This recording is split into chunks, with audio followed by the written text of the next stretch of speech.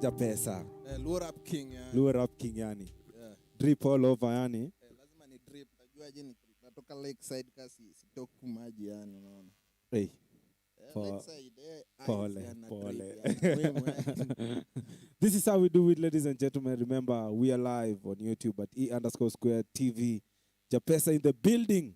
Yeah. Takuwa narudi hapa manzi akituchapia life yake, journey yake, music. Yeah. Na kwa nini ana drip hivi, si ndio? Yeah, muhimu. Si ndio? Yeah. Ndakuwa nakuita manze baadaye, si ndio? Thank you so much. Thank you so much. Thank you so much. Bana. Where is this beautiful lady? Umemea. It's good to see you, bana. It's good to see you. Good to see you. Wow. Good to see you too. Yes. I don't know whether we can hear sound. Okay. Sound. It's fine. Oh, you can hear yourself. I can hear myself. That's your voice. Ladies and gentlemen, karibuni sana to E Squared. Yeah. Thank you so much for taking the time to tune in. As always, tukona show moto sana. Yes, so ladies and gentlemen. Juu tumeanziwa na kijaka, si we just continue with the flow. Kijaka. Unaonaje? Do you know any word ya kijaka? Yeah. Like, I mean, that is my hometown. What do you mean? Okay. Late car pass. Late car? Sinimetry. Hadi wajaka wanaweza kugonga saa hii. Late car pass. That is what I hear them saying. Another word? Abirochwadi. Hiyo kila mtu anajua. Hiyo ndio mimi najua. Hiyo hadi wa Somali wanajua. Abirochwadi. Lakini iko sawa, si ndio? Yeah. So ladies and gentlemen, we are live on YouTube at E_square TV. My name is MC Awikide. And I'm Josephine. Karibuni sana. Si ndio? And of course, man, not forgetting these amazing people, bana. Black Boy Band in Black the Boy Band. house. Hebu piga ile drrr. Utali.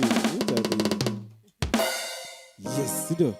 Kamakawa. You guys are always, on top of your game. Yeah. Yeah. So you guys, we have an amazing show as usual. We want to find out how has your week been though before we get on with this thing. Okay. Wiki yangu imekuwa poa. Up and down, shughuli hapa pale. Yeah. Yeah, acha niseme hivyo. Imekuwa tu yani wiki yangu imekuwa busy sana. Yeah. We thank God at least you're busy. Yeah. Unajua kuna watu wanatafuta kitu ya kufanya wanakosa. The fact that you're up and about doing something unajenga nchi. That's a big deal. Yeah, so, another thing iliniwakia hii wiki manze it's BBI. Oh yes. BBI ilikuwa imelaunchiwa pale. Umeisoma? Bado? Yeah. But najua tu imelaunchiwa. And I want to urge each and every person, all Kenyans, like, you know what? Yeah.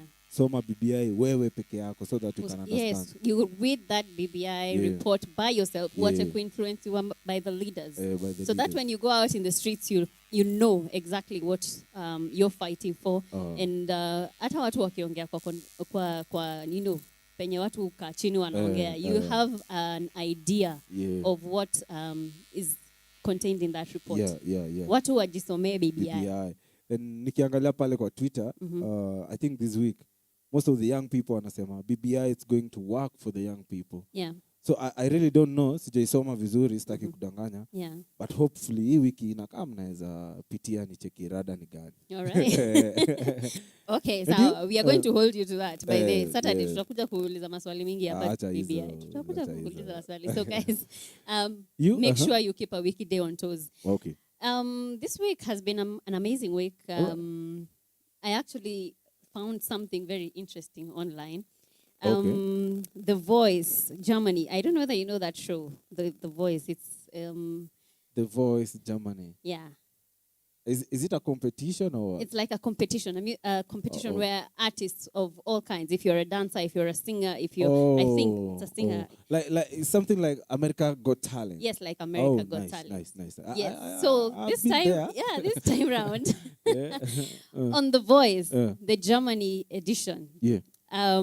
Yani Wakenya wamewakilishwa hapo vibaya sana by a guy called Eugene Asira. I don't know whether you guys have gotten the chance to watch this. Eugene Asira. Yes, Eugene Asira. He did the song Uliza Kiatu by Heart the Band.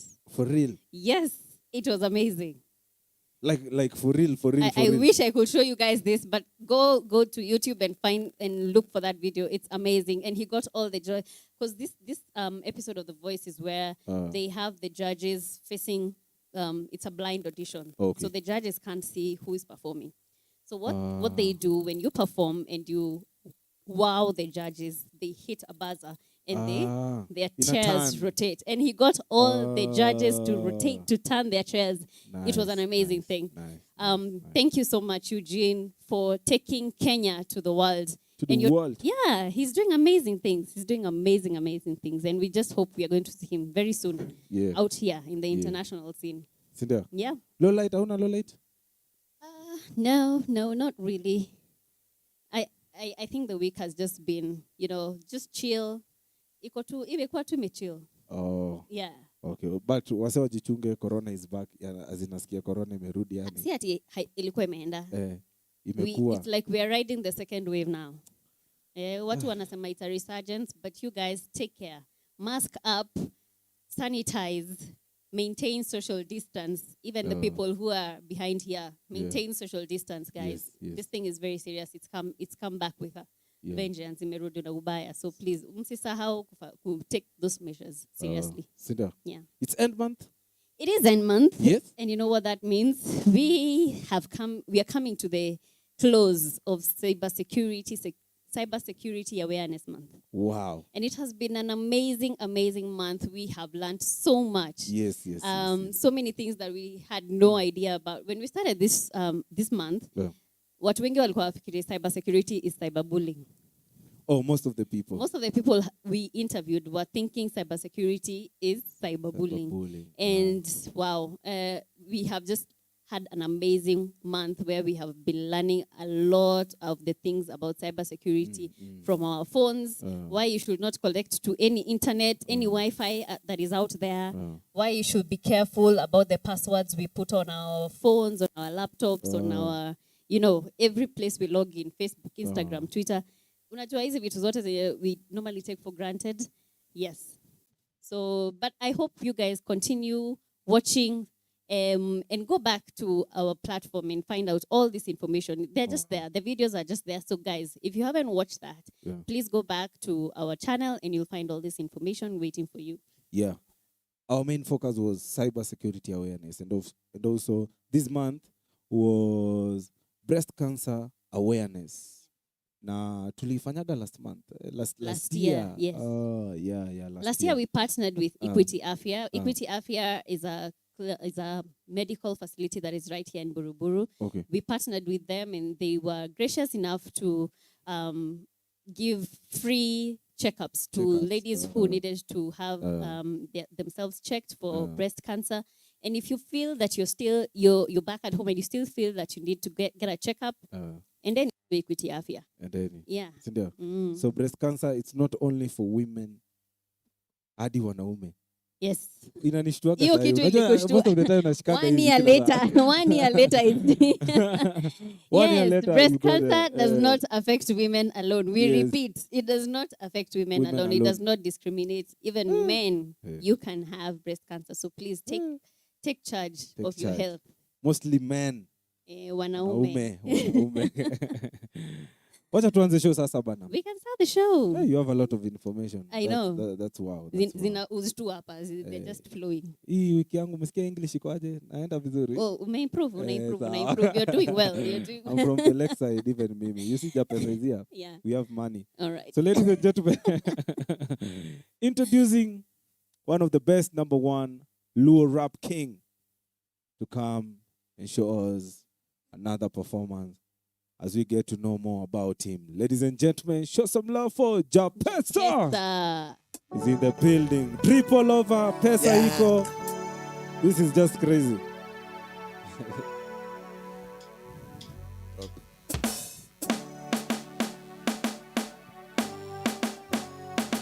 Yeah.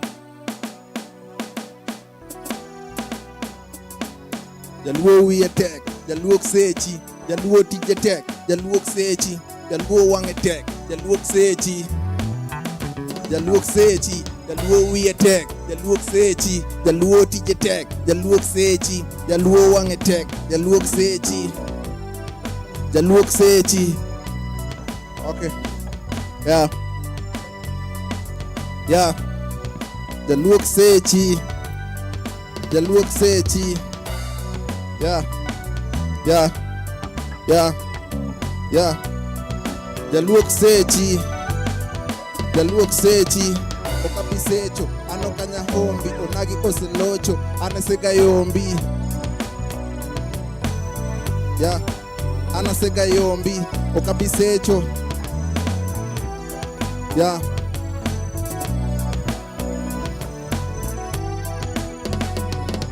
Jaluo we attack, Jaluo sechi, Jaluo tije attack, Jaluo sechi, Jaluo wang attack, Jaluo sechi, Jaluo sechi, okabisecho, anokanya hombi, onagi oselocho, anasega yombi, onge tugo, wang taheu, ninga tongele, donge tinokale dobi, okasade, atango nega mawen, kodoje box, korie kosungore betowe, okajalesa, kano pesa mangen, yamano manama yengs, makonya chamo mawen, Twakonu joluo to masonko.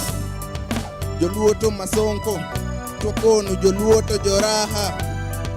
Joluo to joraha. Chiki twakonu joluo to masonko. Joluo to masonko. Chiki twakonu joluo to joraha. Joluo to joraha. Jaluo we attack. Jaluo sechi. Jaluo tije attack. Jaluo sechi. Jaluo wang attack. Jaluo sechi. Jaluo sechi. Jaluo we attack. Sechi, Jaluo tije attack, Jaluo sechi, Jaluo wang attack, Jaluo sechi, yeah.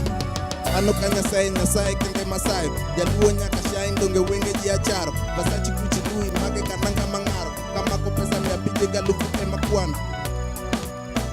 Emma Kuano. Yeah. Emma Kuano. Emma Kuano. Jaluo with tech, Jaluo Seji, Jaluo TJ Tech, Jaluo Seji, Jaluo Wange Tech, Jaluo Seji, Jaluo Seji, Jaluo Wie Tech, Jaluo Seji, Jaluo TJ Tech, Jaluo Seji, Jaluo Wange Tech, Jaluo Seji, Jaluo Seji. Yeah, lower up to the war boy now. Yeah. Jaluo Wie Tech, Jaluo Seji, Jaluo Wie Tech, Jaluo Seji, Jaluo TJ Tech, Jaluo Seji, Jaluo Seji. Asebiro kanyo anoka seji. Hey, aweo. JAPESA is in the building. Yeah. Luo Rap King mwenyewe. Yeah, Luo Rap King. Hey. JAPESA. Yeah. Hiyo ngoma ulianza nayo kwanza hiyo Bongo Nyakalaga. Butuambie kuhusu hiyo ngoma kwanza. Manze, hiyo ngoma by the way imepitia sana. Nilifanya na msanii mwingine. Hakuwa anacheza kae, umejua manze mimi napenda success. So ikabidi manze nimelenga story yake nikasaka OG. Na OG unaona ako successful juu ako na bidii. Kweli. So mimi tukawork, sasa ni watu wawili kama ni work na OG. Yeah. Juu kulikuwa na story rumors hivi. JAPESA hii ngoma aliibia ule kijana mwingine akaenda kufanya. Si chorus ni yangu. Mimi nilibeba tu chorus yangu nikaenda nayo. Sasa nilimwibia nini? Chorus ndio ilikuwa yako. Sisi fanya na wewe chorus manze. Unakaa like 1 year msio utaki kutoa video. Kwani mimi niko hapo hivyo kulala. Kulala. So mimi nikamwambia, mimi nimechuck off. Utajipanga, mimi nadai omoka. Mimi nimetoka Ocha nimekuja manzi Nairobi. Alafu nataka kuniweka hapa hivi nianze kukua lazy kaa. Haiwezi make. Kabla hata hatujafika kwa muziki. Umeguzia story ya Ocha. Wacha tuanze. JAPESA ametoka wapi? Mimi amelelewa wapi? Aligrow wapi? Manzi mimi amwezi amini. Manzi mimi nimeishi Nyanza man. Primo Nyanza. Primata si Nyanza Bondo. Nikaenda high school St. Mary School Yala. Nikatoka high school nikarudi tu same tu Bondo yenye nilimalizia Primo. Kampo. Sasa after hiyo manze mimi maisha yangu yote tu manze ni Luoland man. Mimi nimekuja tu Nairobi hapa juzi yani. Ulikuja ku hang out? Mimi nikuja ku chase dreams yani. Ushaijiki wale watu wanaona ushaionanga afro. I'm going to the city. I'm going to the city. Unaambia wasema I'm going to the city ku push music watu wanataka si ukijana na trip yani. Alafu sio umejua manze sasa hiyo wanaona wako like ukijana alikuwa serious. How is it growing Ocha? Mimi kitu inanisaidia ina to adapt. Okay. Najua kama uko hapo unafu behave hivi. Ocha iko tu mzee. Si imejaa tu shamba sana nini. But kama wewe ni mzee mcool, umezoea coolness, utaadapt tu. So unaamini sasa hii ushamba ilitoka sasa hivi? Mimi nilikuwa Ocha lakini mimi nilikuwa wale maboy cool yani unaona. Pole. Sisi tulikuwa tuna nego wasichana huko yani. Sisi tulikuwa tunaoa wasichana but sasa ni hivyo tu yani. So nilikuwa nafikiria mazee Nairobi ni different. Bado na wamada tu huko yani unaona. Umetoka Dala? Bali ulikuwa unaua watu. Nilikuwa naoa wasichana mbaya. Alafu sasa nikafikiria Nairobi hapo hata atanilemea. Bado ni same tu. Sasa guys tuko tu kwa jeans yani. Huko Dala unapendwa sana. Walikuwa wanakupenda sana.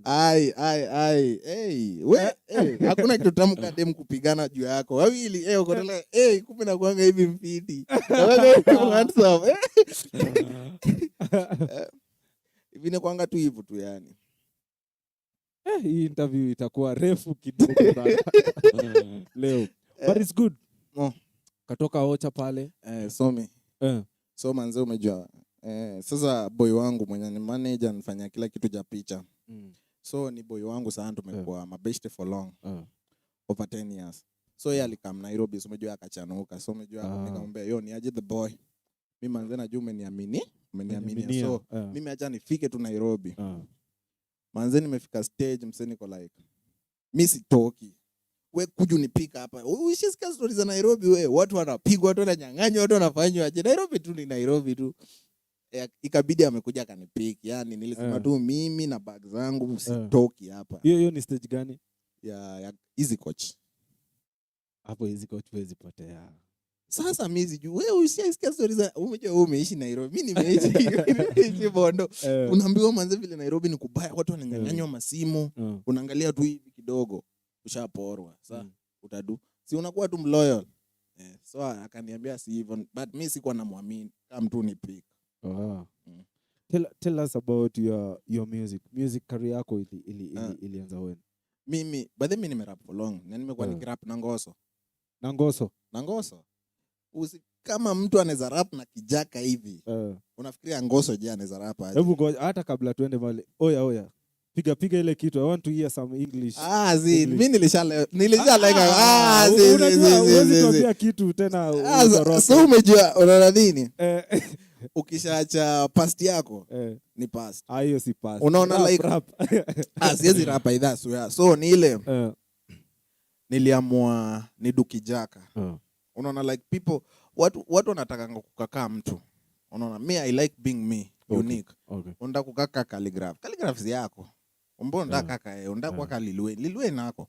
We chill to do tu kitu yenye uko ni so mimi nikafanyanga tu kijaka. My first song ilikuwa inaitwa Chai. Nikafanya nyingine Opuka. Manze nili blow up man. Alafu hiyo time manze me blow up kampo. Manze fame ni mbaya. Mimi umejua sasa hii nimeshaizoea but from kitambo ile time ni mbaya. Wasichana wanakukufia. Manze historia ya wasichana karibu aniue but ni sawa. So na ndio umekataa kuacha. Yes, siku hizi nimetulia man. Siku hizi manze na focus kwa career. So hiyo time manze we ni star campo. Anyway, ushijua the most famous guy in campus. I was that guy. So nimefanya ngoma kijaka nikasema Ngoso ikuende huko mimi nadai blow up. Nikaanza tu kuandika sama ngoma za Ngoso. Za kijaka. Kisumu tena hiyo nikakonka. So nikasema sasa hii Kisumu pia sasa nimelemea. Sasa niende jiji sasa nitese. Sasa tukuje Nairobi sasa. 1.5 years.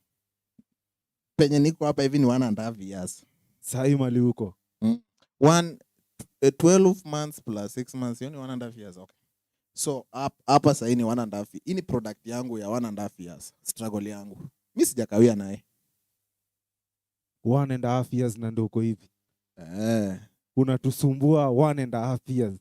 Bidi ngojeni tu nikuongeze tu hata 6 months zingine sasa. Hatuwezi ngoja. Unatusumbua bana. Hiyo 1 year umetusumbua sana. Yeah. But tunapenda ile kitu unadu. Yeah, nashukuru sana. At what point uliamua sasa nimeachana na hii English sasa kabisa nianze kurap like, kijaka? Umejua hakuna kitu inabo kama umeenda stage. Watu wakupigia nduru. And I've been rapping for your time umejua watu wanakuanga tu like okay maliza uende.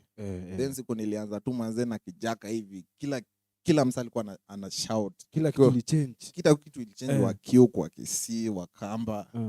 Walikuwa na bump kwa ngoma yangu. Though hakuwa na leo nikasema okay let me work with this. Nikaanza tu hivyo. Mbona una rap na kijaka? Do you feel ni challenge sana kwanza kwa wale wasee wa Kusia, wa Kamba, wa Kikuyu? Kijaka si challenge like just do native. Ukiangalia watu wa Ohangla, watu wa Kamba, watu hizo mangoma local. Those people can drop an audio na ikuwe na hata 6 million views. Niambie Kenya msanii hao wenye wanajifanyanga wameblow up, wenye wana atiao mayo, wenye wanafanya hizo ngoma. Wanaweza kula hizo views na audio hakuna. Hapa chini watu wanapenda vitu za local, unaona? Hivyo ndio Kenya na work. So piga tu hesabu yako. Ka unataka numbers na pesa. Mimi sasa hii naweza kula show weekly Nyanza. Weekly? Alafu imagine sasa hapa Nairobi ukaanza kurap Ngoso. Utapiga show hivyo weekly? Kila mtu anajua Ngoso. Huwezi. But mimi nikishika tu Nyanza yote nike kwa mfuko wangu, si nimeomoka. Sio ndio hesabu yangu man. ni blow up Nyanza, nishike Nyanza niweke kwa mfuko, niomoke, watu waseme ati manze sitaenda pahali na walale njaa, mimi niendelee tu kukula. Magadi mar Nyiri. Unapenda kutumia hiyo term sana. Magadi, ushaona vile magadi inaweka chakula na kwa soft. Sasa hivyo ndio nafanyia wa eggs. Ngoja, kwa wale wajui magadi ni nini kwa? Inakuwa sodium bicarbonate, sodium something. The sodium something. But iko na sodium component somewhere hapo. So magadi mar Nyiri. Magadi mar Nyiri. So explain hiyo Nyiri, mar Nyiri. Nyiri ni wasichana. Like mimi si tu magadi tu, mimi ni magadi ya wasichana wengi. Like umejua ukiwaona waoa, like umejua unakujiamini, unaona? Umejua mimi najua sikai poa but pia sikai mbaya, like naweza jitetea hapo. So najua nimelevea barika, so naweza jitetea.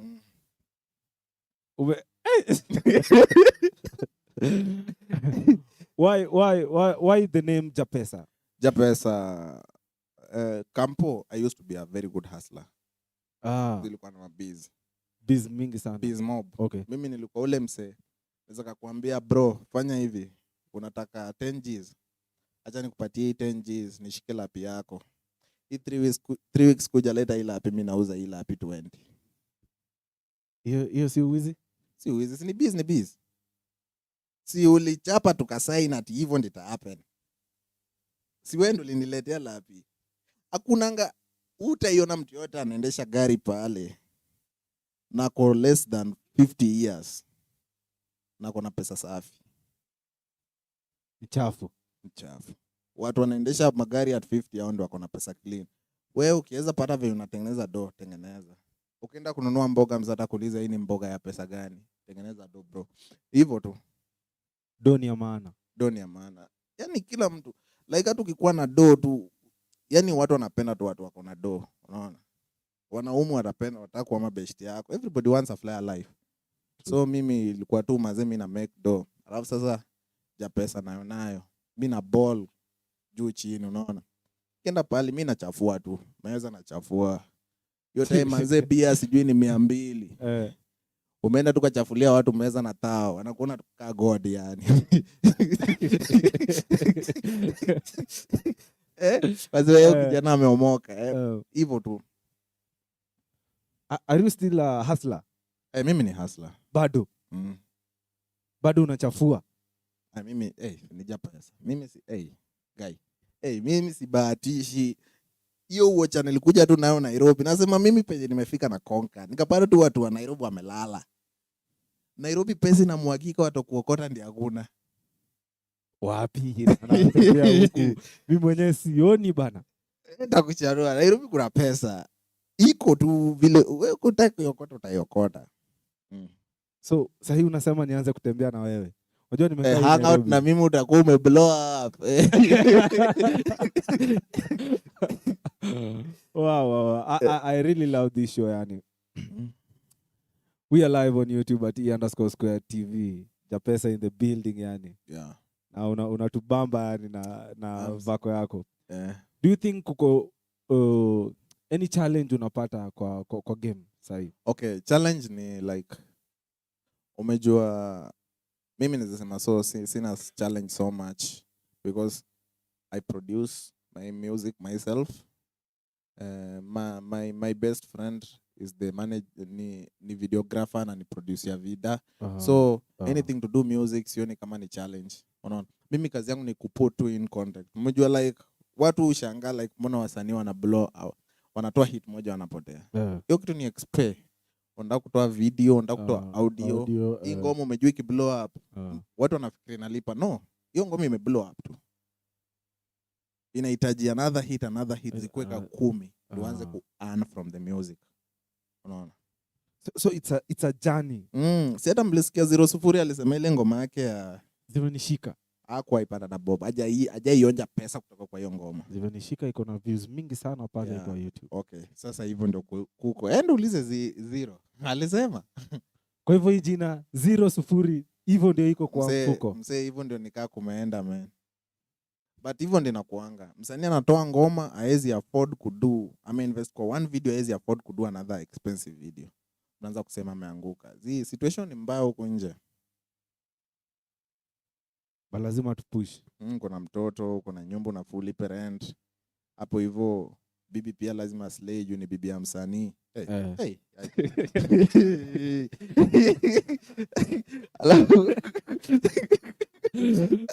Alafu bibi unafaa utoe video dope unafaa drip.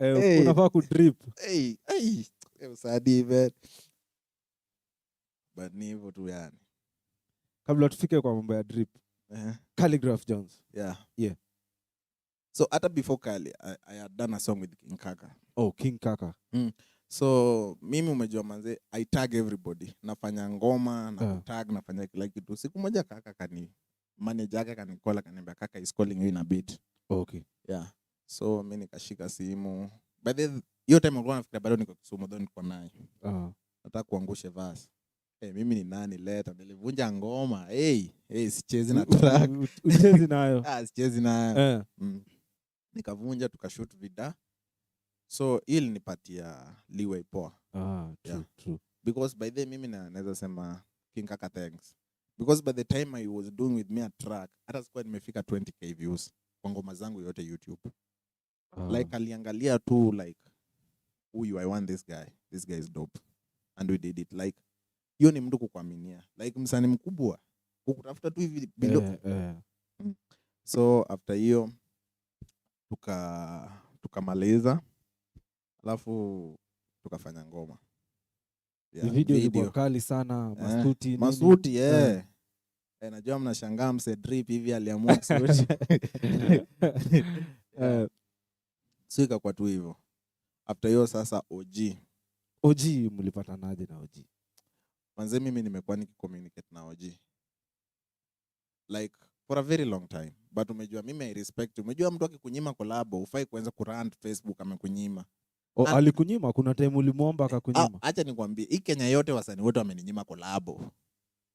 Ni tu anataka tu work hard. Ni fact. Unajua huwezi kuja hapo hivyo kuna 1k views unataka kuwork na msako na 1 million views. I adapt. So umejua like mimi what helps me, mimi nimeomoka Facebook. Unaona ngoma yangu ni 400k YouTube. Lakini Facebook niko na ka mita 4. Facebook. Something funny. By the hivyo ndio mimi ukua. So ni ile tu wanajua, umejua wasanii wanajua ngamsa akiomoka play. So mimi platform yangu ni Facebook. So ni hivyo tu. So namba zangu zilikuwa zina add up. So mimi nikasukumia OG ngoma. Nikashtukia tu nili give up 7 months, nimtumia ngoma 7 months mimi nime give up. Nikashtukia tu WhatsApp message but then nilishaeka verse. Mimi nani before I change akili next week tukashoot video. Haraka. Pa. Wachangi opportunity. Imagine kudrop audio, kudrop audio na calligraph na kudrop video. Drop tu hiyo video. Ngangana. Hiyo video itakusaidia. Watu wengi wamefanya na calligraph ngoma but wananga vida. Unaona? Calligraph amefanya na underground artist wengi sana ngoma like ka wote but wananga vida. He's a busy man. Mulize tu hiyo siku wako free. Fanya na hiyo video. Hiyo siku waste time. Sasa imagine mimi nimework hivyo hard, ni work na calligraph, ni shoot hivyo video fast, na mtu mwenye niliwork nayo 1 year ago baada ataki kudrop ngoma. Na wewe ni mtu wa chap. Mimi ni chap. Nilimruka for a reason. Aliye tuenda kufe like mimi nishaomoka. Wewe ni mhard, unapenda hivyo unaongea ni. Ukweli na tunasonga mbele. Nani alikamna hiyo the all creativity ya hiyo video ya calligraph na wewe? So mimi na videographer wangu tulikaa tu chini tukaangalia tunataka concept yenye inaenda na hii gospel song. Okay. It's a gospel song? Yeah, it's a gospel song. Ubungu nyakalaga jama na God you are my guy. God you are my guy. Wewe ni boy wangu. Yaani Mungu wewe ni boy wangu yani You keep on So- placing the boy and Rona. So hata ukisumbua wasichana unatambua Mungu. Mazena natambua sagodi. But then mimi nilikuwa nataka kuanga pastor from kitambo. Sijui tu mvua ile nichapia wapi vet. Mimi naweza kuja chachi yako. Naweza kwanza kuja chachi yako. Mazeni tu vitu zu happen tu. Unaona angenipatia hiyo talanta kangetaka nitumie. True. So man, nilikuwa nasema ni Gospel, it's a gospel song. Yeah. Calligraph. It's a gospel song. Yeah. Wewe na manager wako mka So tukakaa tukaangalia tukaona manze costumes. Imagine one week unataka kuanza kusaka costumes za manze za mafadha msekile. Maana ni grind. Ni grind. Alafu sana fikiria tu umefika tu hapo hivyo. Unataka kusaka costumes za father, unataka kufanya kila kitu, unataka kusort set, unataka kusort logistics, kila kitu ni ngumu. Si rahisi. Yeah, and I had to do a very good video ndio OG asiogope kuja kwa video. True. Yeah. Hata by the vile alikuwa amekam video, it was as if alikuwa ana plan kukaa hapo hivyo for 1 hour. Alikuwa anaenda somewhere else. But the moment aliona vile kulikuwa kumeshika, akakaa hadi late. Hadi time ya curfew. Alitoa time ya curfew na 30 minutes. Time ya curfew. Like even ndo seriousness inakaa. Like hata yeye mwenyewe akiangalia project yako ako like, oh this guy ako poa. Yeah. Wow.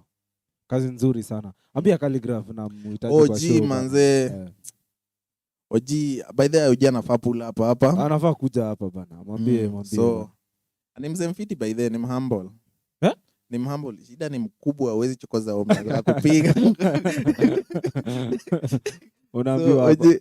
Okay, OG manze, come show manze, thanks for everything manze. True. Yeah, ni muhimu sana. Yeah.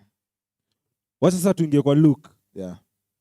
Nani anakuvalisha bana? Unakaa nikao unavaa tao t-shirt ni tao 10. Yeah, naweza sema look pia ni look tu, unaona. We look too cool yani. Like umejua pia vile unavaa, unaona mimi huwezi anza kuexpect nivae vitu zingine. Unaangalia mwili yako.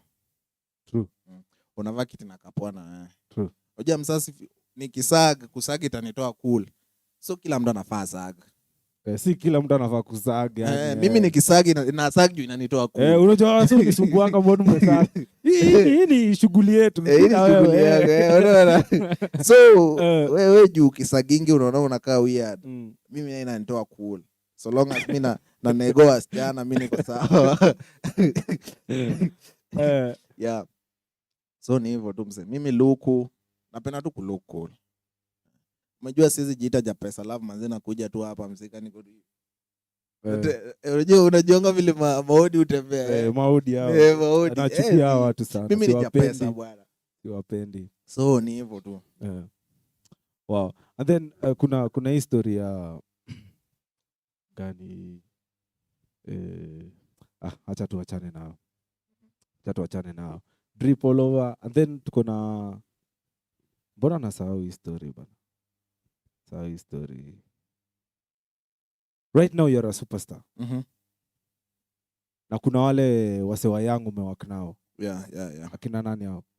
Nimewak na wase wengi wa young. Umejua like I've done a lot of collabos. But the problem, these guys are not serious. Unaona? Mimi nataka nikifanya na wewe collabo na kuamini unafaa. Unafanya. Alafu umejua shida ya marapo anakwanga. Okay, JAPESA. Nataka kufanya na wewe collabo. Okay, nikishafanya na wewe collabo, what next? Unafuni ulize JAPESA ulifanya nini ukafika penye huko? Nikupatie hook, usina kukupatia sasa fish. Mimi ndafanya na wewe collabo. Waseme JAPESA did a collab, another good song with a random rap. Story yake imeisha hivyo. So mimi nataka msee anajiestablish na unabidi yako na kuambia kitu fanye. Hivyo ndio mimi naweza kusaidia msanii. Unaona? Hata mimi nikifanya na wewe ngoma, msee na upush, ufanye nini? Kwanza ka upush ngoma. Na waste time yangu, unaona? Na mimi work hard. Unaona? Mimi na make sure every week nimetoa ngoma kama 2. Every week? Kwa hivyo hii wiki uko na ngoma 2? In fact hii wiki ni 3. Do you sleep? I sleep. But mi ulala na hiyo inaitwaje sound card na microphone kando yangu. Nikiamka tu usiku lyrics ikikuja tunaandika tu hivi, naingia kwa mic, nafungua lapi na chapa hiyo vocal na doors. Tena kesho. Hata ukiamua kuandika tu bars 4, every day unaandika tu bars 2. Lines zingine bars 2. Unaona? By the time wiki inaisha, wiki moja inaisha, so umekuwa na ngoma 2. How lazy are you? Like very lazy. Like watu wana ngoma. Watu wanafikirianga tu marapa au tu lazy, unaona? Ndio nimejua watu wananiuliza mbona nisi drop album. Album I work Kenya. Nobody cares about an album. People want to see a video. Wanataka tu kuona video ni safi, kani watu wa madem kutuwaka, hiyo tu itafurahisha tu hiyo tu. Lakini wewe una ngoma ya madem wanatuwaka? Mimi ni ngoma tu moja umeyo na msichana kwa ngoma. Spendi ya watu sana. Wanasumbua. Lakini una confuse watu. Kwa video amespendi. Mimi spendi stories za wasichana kwa video. Wanasumbua sana. Ni ngoma moja tu ya kwanza niliweka msichana. Yangu ile tu machais. The rest hakuna dem. Kwa video wanasumbua. Wasichana wanasumbua. But wewe umeleta msichana kuja kulukie cool kwa video. Ameanza tu saa kupiga sasa propaganda tu nyingi, anasumbua tu. Like mimi nataka nikikuja na maboys, naambia cheke yo nigga. Pull up, so do hii kitu. Akola. Sawa. Lakini Slay Queen, hey, awasichana Nairobi. Mtana Nairobi wanasumbua sana. Unaona? Love then there's this thing you avoid going with your girlfriend kwa nini? Hizi mashughuli. Utachoma. Akae nyumbani. Akae tu nyumbani. Wewe upatane na Slay Queen. Wewe utupatane na Slay Queen. JAPESA. Sasa una represent wood gani bana? Now that uko Nairobi. Manze, sasa uko hapo officially? Mimi niko hapo officially. Wood gani sasa? Umoja. Umojing. Kwa kina unajua watu? Hao watu nakutana nao kila siku.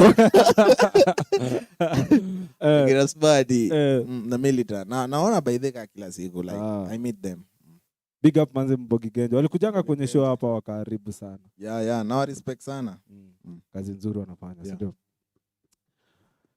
In the next 2 years, 5 years manze tunafaa kuona JAPESA wapi? Manze the next 2 years manze ndakuwa tu kila mahali mzee, utakuwa unasikia tu JAPESA tu kila mahali. Yaani hiyo JAPESA tu yani. Ukisota tu ni ngoma zangu utakuwa unasikia, ukipata pesa ni ngoma zangu utasikia. Kama ni mapenzi manze nataka kuimba love song, mtanisikia kila mahali. Yaani mimi nakuwa tu ule the boy yani. Unataka uharibu in the next coming years. Yeah. Marapa wanafaa kuexpect nini? Marapa?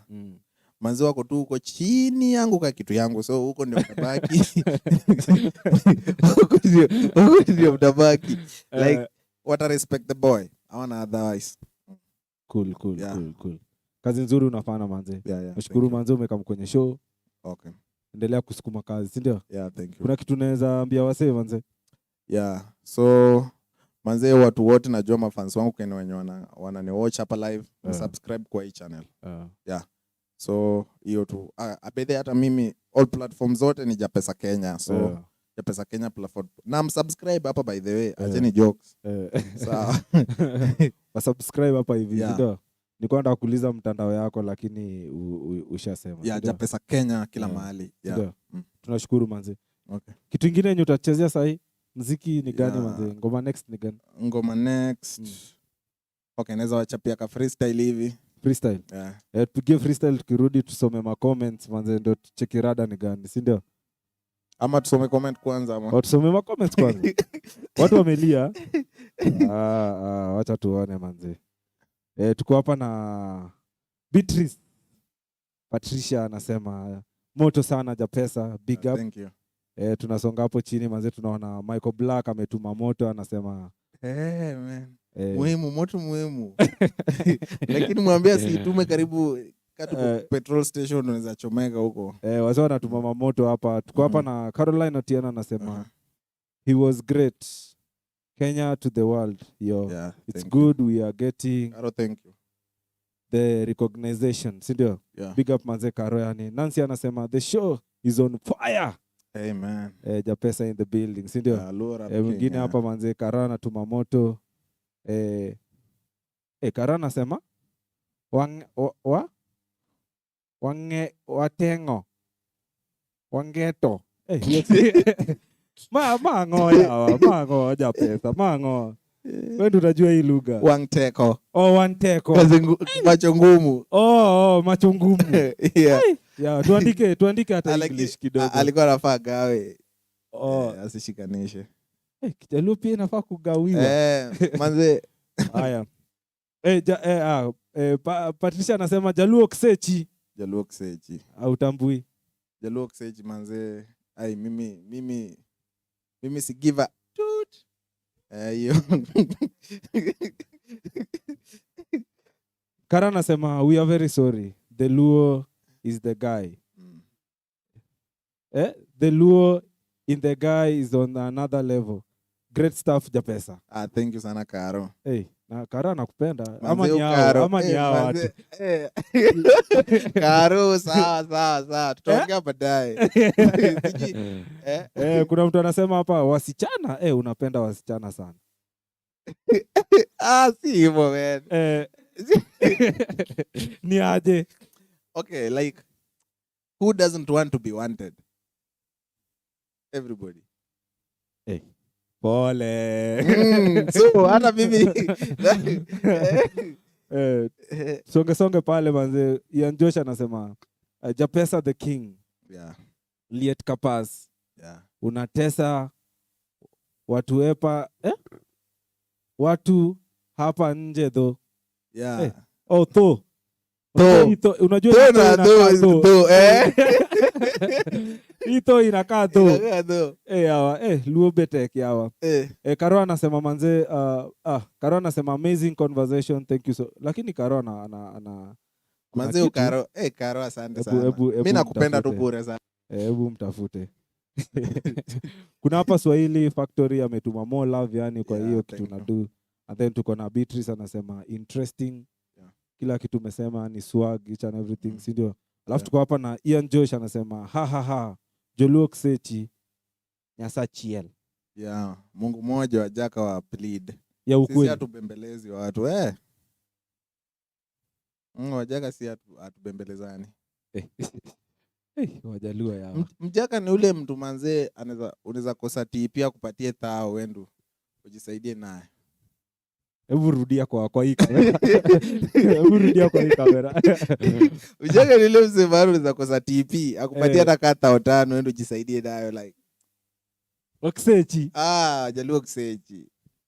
Wacha tusikie freestyle bana. Unajua hii nilikuwa najua tutakuwa na very long interview ya kujua Wajaluo ni akina nani. Hebu tucheze freestyle. Tucheki. English sahi. Tuone. Kijaka tu. Yeah. Load up to the world boy na. Yeah. Okay. Poro miko kuma we kitwaro wone bi wagore amen. Atie kukaria nikata sehewi kijapesa toega pie. Nyingu sama bao mara tatu asegore pie. Bro chocolate nyangia cha. Kadong is nago na herega. Sapoto mi amo poto dongi chunya ler. Nyaka na pake. Ye jameziri jamana. Ahero kako siro rap. Omio wasunge owija loka kumakale odiero ipuoya. Rona faya kumakale towa ngachala obel. Pes hage matere jingoi timbe jopeng. Kata setele onge kimunyati moweru giler. Japesa kachumbari mon siala achiwo sate. Atono yuma anangik pile jada chalo ogada. Ane matelo kaka. Yeah. Igeni ya Raj. Igeni ya Raj kabende. Okaseji. Akipesa kaka. Japesa. Unajua tumeharibu saa hii. Yeah. Tunaharibu. Kidogo. Hii ngoma umedu ni kama project uliwakia hii wiki ama? Yeah. I did a freestyle. Unajua I call myself Low Rap King. Okay. But sijaonyesha watu manze my lyrical prowess yani. True. Nataka mtu ataka kuna Low Rap anakuja nyuma yangu. Asema manze sitaifikia Japesa. Like nikwe nimemshow JAPESA hizi fikiwa. True. Unaona like ni install hiyo fear. So I did the project, iko YouTube inaitwa Luo Rap King. Mimi ni king, like si ati na brag. Unaweza chukua ngoma zote zimeirapiwa za Kijaka na uchukue ngoma yangu moja. Uangalika kuna msanii zanifikia. Bado. Bado. Hii kitu tumeweka hapa nyuma. Unajua nilisahau kabla uende. Hii nywele hii. Watu wana dread zote. Lakini wewe hapa tu. Manze, mimi ku look cool, manze ni basic need, man. So manze so manze nataka tu ku look cool. Nataka nikuwe tu mse, ukiniona pale unaweza ni recognize. Hivyo ndio wasanii ukwa. Yeah. So hii ndio look yako. Yes, hii ni look yangu, hii staitwa. Hii imestick hapo. Hii imestick hapo. Wazi manze. Who do you look up to manze as in the game? Manze mimi na look up to myself, man. So ni hivyo, like mimi siangaliangi watu wengine, unaona. Mimi ni mzito. Yaani mimi hata sasa ukinipima, JAPESA ite iko bwana. Mimi ukinipima navunja ratili, man. Mimi ni mzito. Nilikuwa najua hii interview itaenda mbali sana, itakuwa refu sana. Acha niite mrembo nione kama Josephine. Come tafadhali. Josi, wewe mimi nitamuita Josi. Unaona hivyo ndio wanaume washinda wenzao. Mimi nimemuita Josephine wewe. Josi, nishaongea bongo points Do you have any question for JAPESA? I love your personality. Yeah, thank you. I love the way that unajua uko tu na life here. You just a whole vibe. Thank you. And I'm just loving what you're doing. Thank you. Na tunataka kukuona uko ukihit the chart, you know? Yeah. We are waiting to see that. Yeah, and pick up to everything that you're doing. Thank you sana Josie. Alafu napenda hizo positive vibes umeleta kwa studio. I mean, if the cameras could catch the action that was happening behind you during your interview, you're amazing. You're a very cool guy, and I mean, keep being yourself. Continue being yourself. Usiwache usanii iharibu personality yako. Mimi nimekuwa like maisha yangu yote like I mean Femi janishtua sahi. Nimwambia kampo mimi nilikuwa nimeblow up. So ilishanistua hiyo time. Sahi niko tu normal, najua vile kunaenda. So sahi niko fiti. Keep doing what you're doing. Keep doing what you're doing. Yeah. We love it. We are loving it. Thank you so much JAPESA bana. Hey. Nakuja huko tuongee. Nataka kuwa hustler like this person. Ujaluo ni gharama Ujaluo ni shida mingi sana. I just love his attitude, man. As in, he has maliza me. Amenichanganya hata kwa interview nilikuwa like, what is the next question? Lakini bado tunasonga mbele, si ndio? Yeah. Yes, so just what's the next thing? So, before we head to the conversation that we're having on cybersecurity, we also don't want to forget that October is also Breast Cancer Awareness Month. Yeah. And because we also want to celebrate the people who are fighting breast cancer wherever they are. They are our warriors. They ni shujaa wetu. You know, we were celebrating Mashujaje the other day. True. And we want to recognize you guys. And, you know, we are standing strong with you. Keep fighting the fight. And we have an amazing lady who is also celebrating cancer warriors in her own special way. She is doing an amazing job. She's called Diana Akech. She's an amazing salonist. I don't know whether to call her a salonist. Yeah, she has a salon on Gong Road. I think that's the last time I think I met her. But she's doing amazing things with cancer warriors, and we went to visit her, to take a look at what she was doing, and we thought that it would be amazing to highlight and bring this absolutely amazing stuff that she's doing to you guys, so that we can recognize her and also recognize the cancer warriors for, you know, standing and maintaining that fight, you know. All is not lost. All is not lost. And we stand with you, we celebrate you, and we thank you, Diana, for everything that you're doing. So, guys, have a look at our E-Squared Mtaani for this week.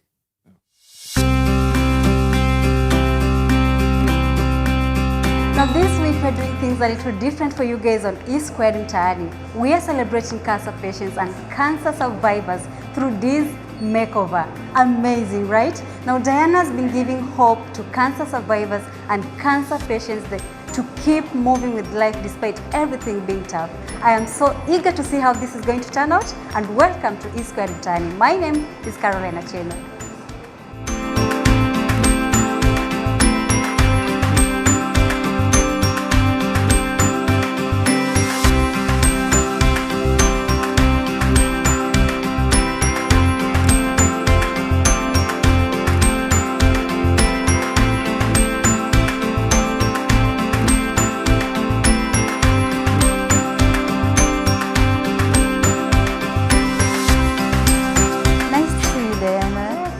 How are you doing? I'm fine. So tell us about today. Today is we're celebrating Cancer Awareness Month. You can know it's Inktober, so normally we celebrate the cancer survivors, maybe I think breast cancer survivors or all cancer survivors. To me, I don't really generalize.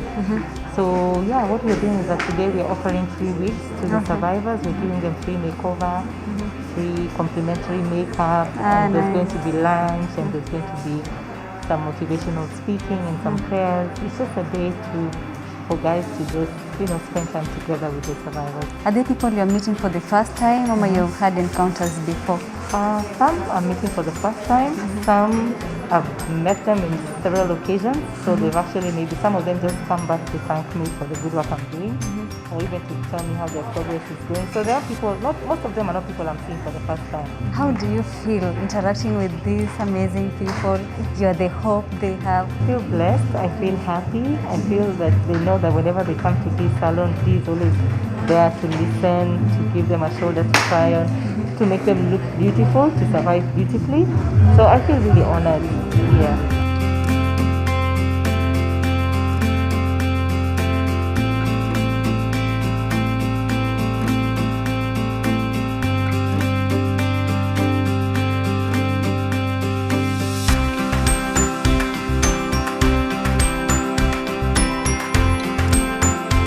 And I also saw the wigs, they look so nice. So like, are they Brazilian hair? Okay, we have different types. We have human hair, we have Brazilian. I have some clients who have donated actually Brazilian hair to give to the survivors. We also have synthetic ones which we also make. So we have different types, different types of wigs. She's Mercedes. In 2018, we lost a member to cancer. And this year, one of our lady members also was diagnosed with breast cancer. And we've had an opportunity to share through her journey. And one of the side effects that really touched our hearts is the loss of hair due to chemotherapy.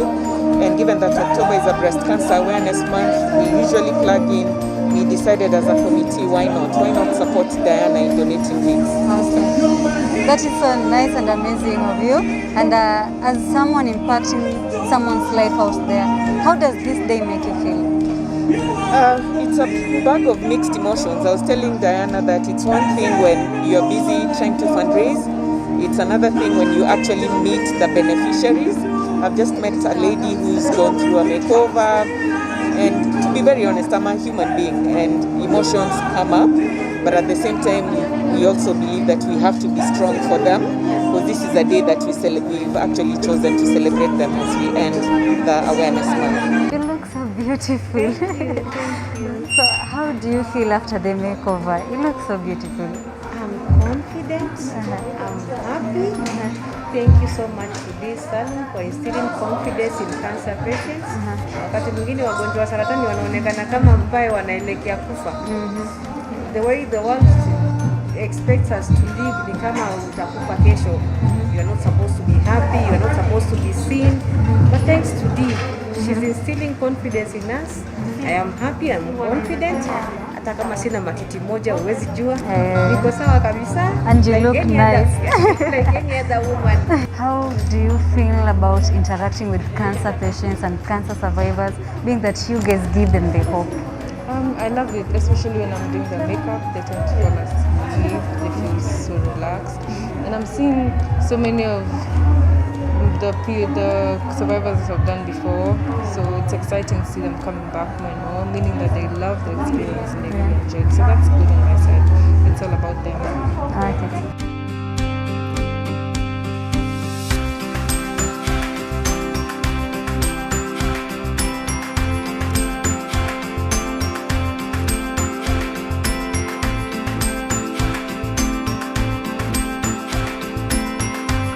So how often do you have these makeovers? Let me say, at this salon, every day is a makeover day. Okay. As long as you've lost hair through chemo, anyone is free to walk into the salon to get a wig. But whenever we're doing like a big function, maybe it's once a month. Yeah, when we put like more than 10 people, we do it once a month. You have been doing this for how many years again? 5 years. 5 years, Diana. That's a lot of time. Yeah. And this year we are giving hope and saving life for cancer patients and cancer survivors. As an individual who has been doing this for 5 consecutive years, how does this make you feel? We are celebrating you and whatever you're doing today. I feel so blessed. It's something that I think it's God sent, because it's not just every day you can wake up. God has to. I think mine was just a voice from God, because for you to just get out of your way to say, you know what, I don't care how much it costs as long as I make someone happy. So I feel really blessed, and I've seen God's hand in everything that I do, because He's really blessed me, for giving Amen. back. So I don't think I'll ever stop. Amen. And we pray to that. Amen. So what happens next after the makeover? After the makeover, we're going to have lunch. Okay, as we go as the process goes, because some are hungry. So as we're doing the makeup, as you can see, so we'll set up, people can start using lunch, and then people will start having motivational speech, and then we'll have our sponsors who are also going to share a word. Yeah. Oh, you have sponsors funding Yes. the. Oh, okay, Yes. that's nice. Yes, I do. This time round, I'm working with She's Mercedes. It's an organization for women in Mercedes. I don't know if women own Mercedes. So they reached out and said, you know what, Dee, we want to help you this time around. So I'm really, really honored to them. Yeah. And we celebrate you too as Thank you. Black Boy Media. Thank you. Thank you so much. Thank you so much. Thank Yeah. you, Black Boy Media, for coming to this salon. I really appreciate you. So guys should subscribe and tune in. Yes, Yeah. yes. Thank you so much. Thank you. All right. Caring for someone starts with you. Let us support cancer patients and cancer survivors by giving them hope. This has been E-Squared Mtaani. My name is Caroline Acheno.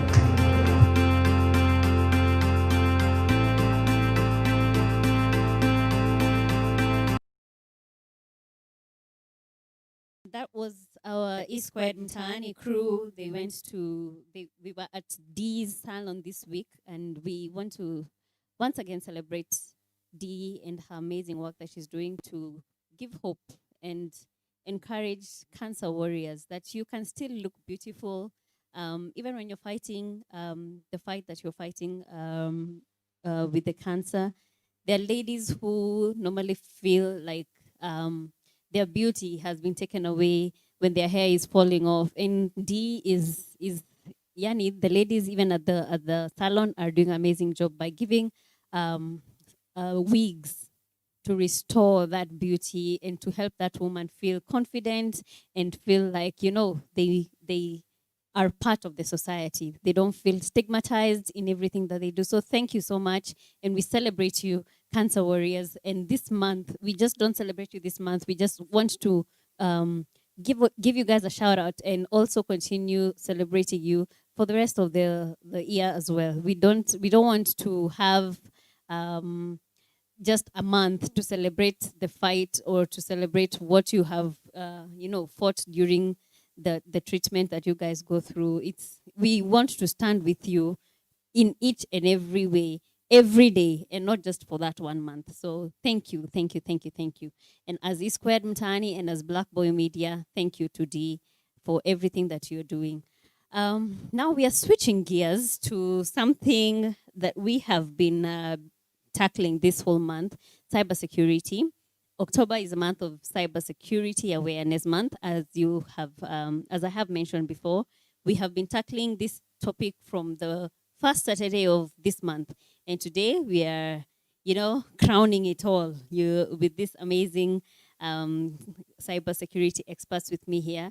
They're going to introduce themselves, and then we are going to get started. Karibuni sana to E Squared. So I'm going to start with you, and then we will wind up with David.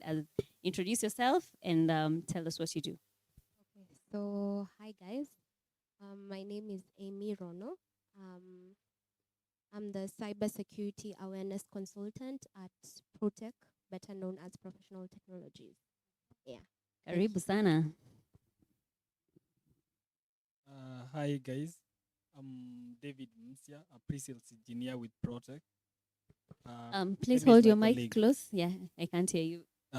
Emmy is my colleague. I do pre-sales engineer at Protech. Okay. Karibuni sana. Thank you. I want to refer to you as our cybersecurity experts because that is a very technical topic. So I can't have this discussion without having an expert telling me, no, hapo umekosea. This is how it goes. So over the past few months, we've been having different topics that relate to, that touch on our everyday lives. We have learned about how to use our laptops, our phones safely, protecting ourselves using our Wi-Fi. Like those are things that we take for granted that affect our everyday lives, and there are threats to our cybersecurity if we don't take the measures to, the right measures. So this week, as we crown this whole conversation, we want to now look at something that is close to very many Kenyans' hearts. I think the urban population are very used to doing online shopping. And in light of that, we are having Black Friday. It happens, I think the last week of November, and I know a lot of people are waiting for Black Friday to, waende pale Amazon, waende Jumia, waende wherever to buy stuff. So I want to find out, how is e-commerce, having that online shopping, how is it a threat? From the very, very basic, we start from the very basics, then we will move up. How is it detrimental to our cybersecurity? How is it a threat to our cybersecurity? You can start. Any of you can. So for me, e-commerce, we have to accept that in the information age, right from 2 or 3, you cannot live without internet. Yeah. So at the end of the day, that's why business, brick and mortar companies are now being replaced by the sort of the internet companies. That's why Amazon, Facebook, and the likes, Alibaba, Hadek, have gone way ahead to be the most. This is the first time we are having companies reach 1 trillion value. Yeah. Other than the latest I got to hear about a certain China oil company that ends close to that, but it's in the internet. So we cannot escape from this. True. So we just need to have some other measures to put in place that will guide our way on how we transact in the internet. Yeah. Yeah. So from like a layman person, me nimeingia pale internet, I've decided, wow, okay, I've seen something very interesting pale Alibaba, AliExpress, or wherever, and I want to buy it. What steps? Let's start from how hard is it to secure myself when I'm using an international site to purchase stuff, or is it dangerous to use, local Wi-Fi or wherever? We were told a few weeks ago that if you go to a coffee mall, and you just get their Wi-Fi, and you decide, you know what, because nimepata Wi-Fi hapa, let me make a few transactions. Is that first and foremost dangerous, and also to get into those sites to start my online shopping when I know that my Wi-Fi is not, the safest? So basically what I just say is, when you're doing certain transactions or when you're trying to buy things from an online retailer, there are 1 or 2 things you need to check. Okay, so from your end, it's usually better, and I think this has been mentioned again, but it's okay to reiterate it, yes, that it's better to use your mobile data than using the Wi-Fi. public Wi-Fi. Okay. It's safer when you're using your mobile data to just do those various transactions, especially where you need to put in certain details about yourself and all that. It's safer when you use your own mobile data. Yeah. So in this case, we have Safaricom or Airtel or whatever line that you're on. It's much safer like that. And then now onto the online retailer that you're trying to purchase stuff from. Yeah. You have mentioned about Black Friday. I mean, there's so many online retailers that are trying to, give the best deals available. True. We have Jumia, that's most known. Yeah. And then with Generation Z, Yeah. most of us know about Amazon and what have you, Kina Alibaba, Yeah. unajua. So one, you need to first check the validity and how, like you need to be very sure about this online retailer. So you need to Google and ensure kama ni Jumia, it's Jumia. And then you'll find like this hackers or these bad guys who are trying to get your details at the end of the day and use it badly. They might try to do something called interfacing that legit site. So they make it look like it's the legit. Yeah, they make it look like yeah. it's like, for example, kama ni Jumia or an online site like Amazon, they might trying to intersect it. That is if that online retailer has not put the necessary steps to ensure his site is secure. So, for example, kama ni Amazon, and this is just an example. Yeah. A bad guy can intersect and come up with a website and change the name or just put a name that you won't be so keen to check at. Is it really Amazon? So you need to look at those things. So you might see www.amazon, a change aseme, the way Amazon is written, AMAZON. Yeah. And as an intercept or that non-legit site might be AMARZON. So you won't even look at, is this really Amazon really? You've already read Amazon, Yes, you know how your mind can't pick those two small details. True. So it's usually very, it's best practice. You really have to check on those various things. So for example, kama ni Amazon, or they might change what I've said, or you might find it's Amazon, but the URL, the name now is either not secure, it doesn't have the various aspects that you need to look into to ensure that it's completely secure. So you can look at the URL, that URL site. The URL site is where you do the www. The address bar. Yeah. You need to look at various things. One, you need to look at there's like a padlock sign. Yeah. So for example, kama Amazon is a legit site. The Amazon site is legit, right? Yeah. So you need to look at, does it have that padlock?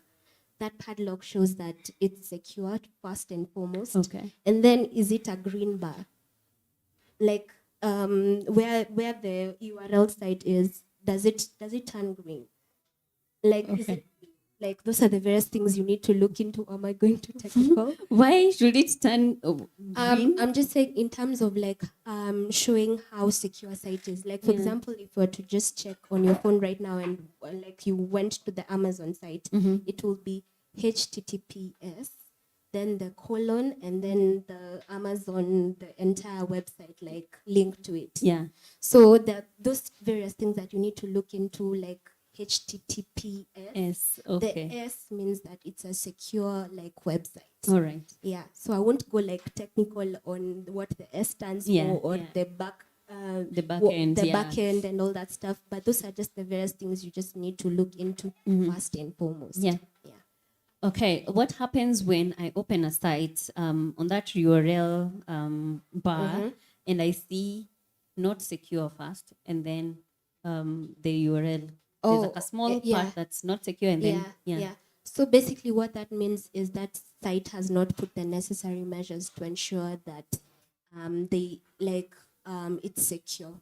Yeah, that's what it means. So in such a case, I would highly advise not to go onto that website, because you'll find a lot of things that might compromise that connection from your end. Okay. Yeah. Okay. Wow. All right. Moving along to there are so many Instagram shops that have been opened as well, and you find they also jump into this Black Fridays and whatever. Is it also a threat to our cybersecurity in any way? Or it's the same thing? It can be the pages can be replicated by hackers. Well, it depends.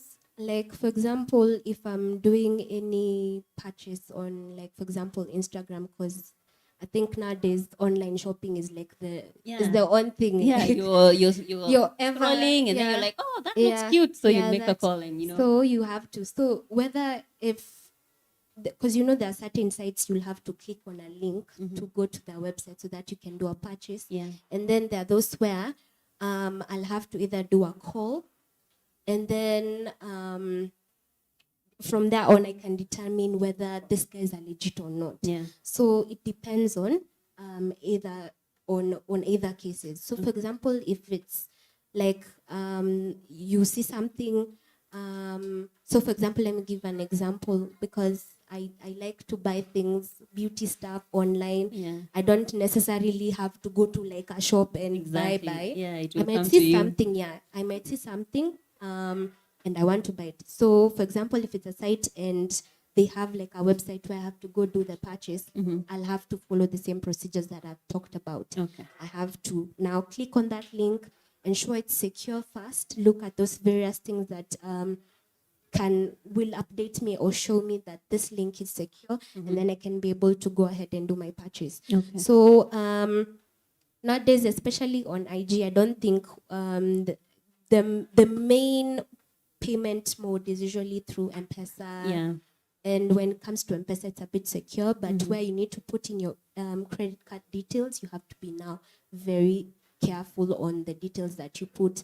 Are they asking for too much information, or can you use PayPal instead of having to input your credit card details? Because now you see, putting your credit card details is also very, this is critical. Yeah. If they get a hold of all that information I've put there, everything is gone. Imagine, yes, if a fraudster gets a hold of all that information I've put in there, they can do something called identity theft, or they can even sweep my bank account totally. So you need to be very secure. Or rather, you need to look at, are there other options of payment other than having to put my credit card details? Yeah. Yeah. So if you have the option to go via M-Pesa, you'd rather go through M-Pesa, or if there are other payment channels that I can use other than that. And then where it's, you don't have to use like a, you don't have to like go to a website to make that payment. You need to be also very careful, because so many people have been, you've been shortchanged. You can request, or you can decide to buy something, and then you find out that that site or these guys are not like really legit. So you need to do your own due diligence to just ensure that if I'm buying from these guys are legit kabisa. So you need to weigh the information they're giving you, and if it's too good to be true, you need to think twice about it. Yeah. I don't know whether there's anything that has been left in terms of our security, in terms online shopping from your end. For me, what I would comment is when it is an HTTPS, when it's not an HTTP without an S, it means that it will be, that information you maybe input on the website will be sent as a clear text. It will not be encrypted. The sort of the TLS 1.3, 1.2, so it will be someone else who will probably manages to intercept that communication, will be seeing, let's say, your password, your name, and everything you'll be inputting, let's say your ID number, as sort of clear text. So they'll be seeing everything about you. So they can know that's now they'll be capable of doing an identity theft, getting PIN information about your bank details. That's a risk to you as when you're buying now. So on the other hand, when I go to buy Instagram, I'm not sure that I do e-commerce. I'm not sure I do the sort of the e-commerce buying Facebook, Instagram. So what I would say, why guys would trust Amazon is because Amazon is an intermediary. Much as you buying this stuff from Sony, you buying this TV from Sony, it will probably be sent from Sony, and then Amazon will act as the intermediary of getting that money, sending it to Sony. When we do it in Instagram, Facebook is not, Instagram and Facebook is not an online market platform. So they are not there. They will not assure you'll be capable of getting your money back. You cannot return the product. There's probably a chance that other than the online reviews, which can even see Instagram, someone can get their own friends and like comment. Like I'm a real online, or online shop. Yeah. So the risk now lies in that you should do your own due diligence. That's why GGPay will tell you do not pay. Is it GGPay or GG? These guys GGPay. Yeah. They will tell you do not pay without seeing the product, meet the person, inspect the product, and then pay.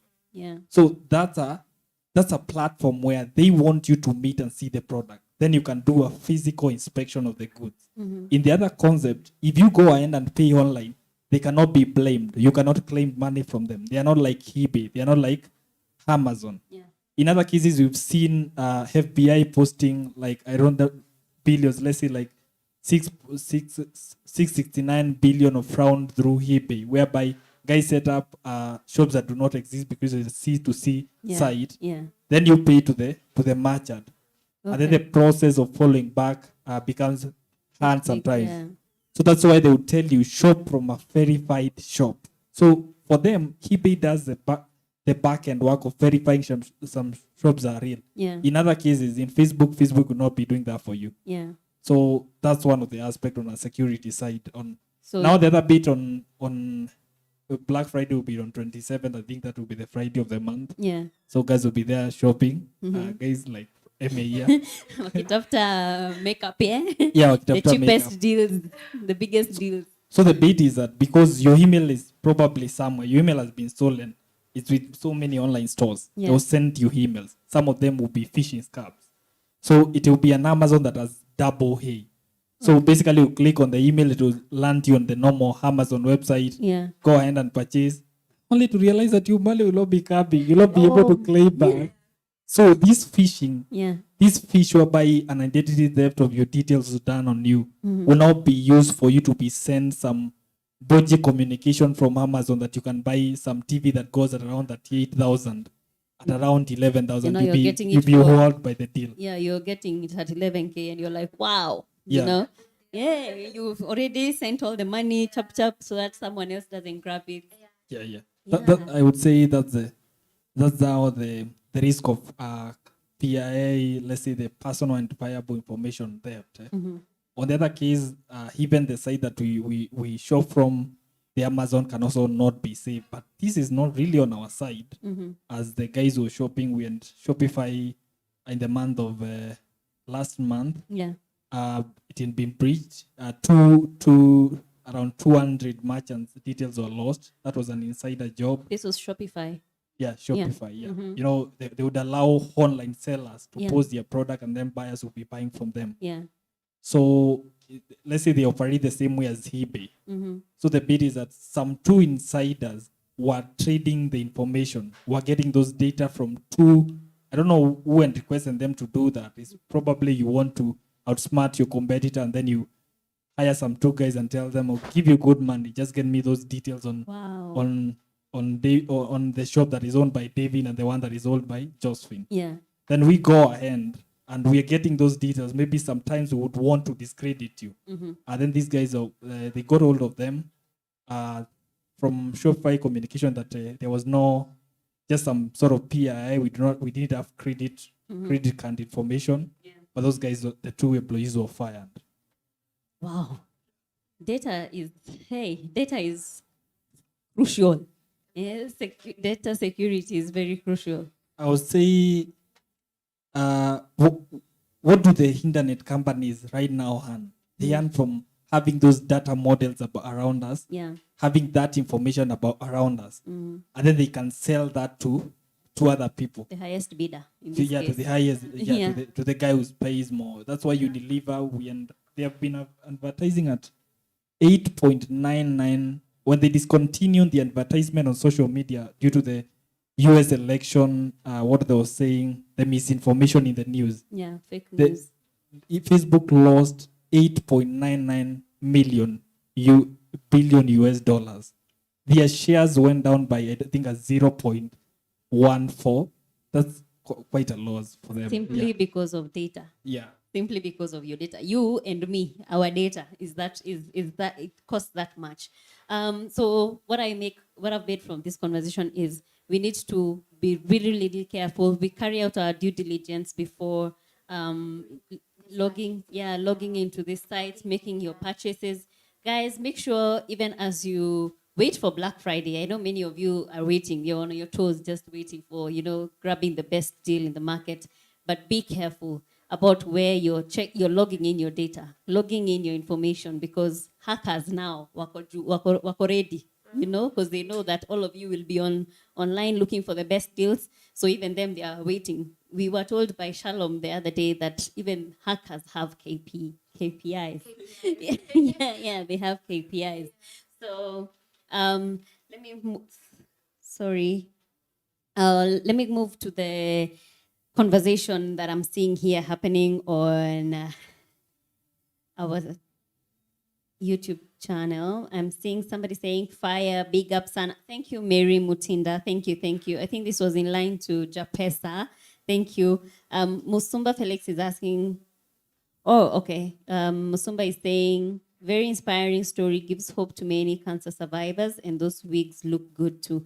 Thank you, Felix. Yes, this is in line to the Mtaani that we just played a few minutes ago. Alan is saying, glad on tips to be secure, even as we head to Black Friday, need to stay safe. Thank you, Alan. Alan, I think, is your colleague. Steve Anthony is saying, this is a good conversation, guys. Very important lesson we should learn from securing ourselves from attacks and internet theft. Yes. And I've heard you talking about identity theft. It's also very common when people are online shopping. Is it a common thing that happens? Yeah, I would say it's a common thing that happens. Every day we would be having it's all over the news that companies are being breached. And companies have more information about us than we do about ourselves. Every day, think Dicky BBQ. Hey, so I don't know if I pronounce it well, but so lost around 3 million customer. That was credit card information. That was just in the region between April 2019 to April 2020. So the malware that was running was MegaCart. Every time someone shopped and they clicked on the cart, whereby the shopping cart where you put your details, that information was now pulled. They will be having that information.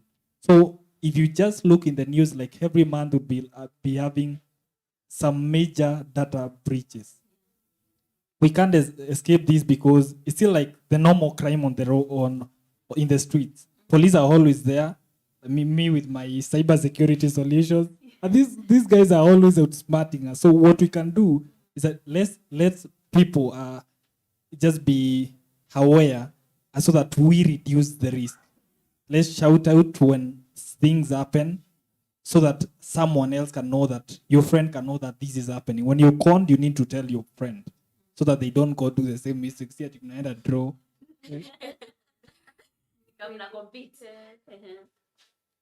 Okay, and then I think just to add on what David has said, in the event that you experience a breach of some sort from your end, first let me start by saying that you need to be very keen on your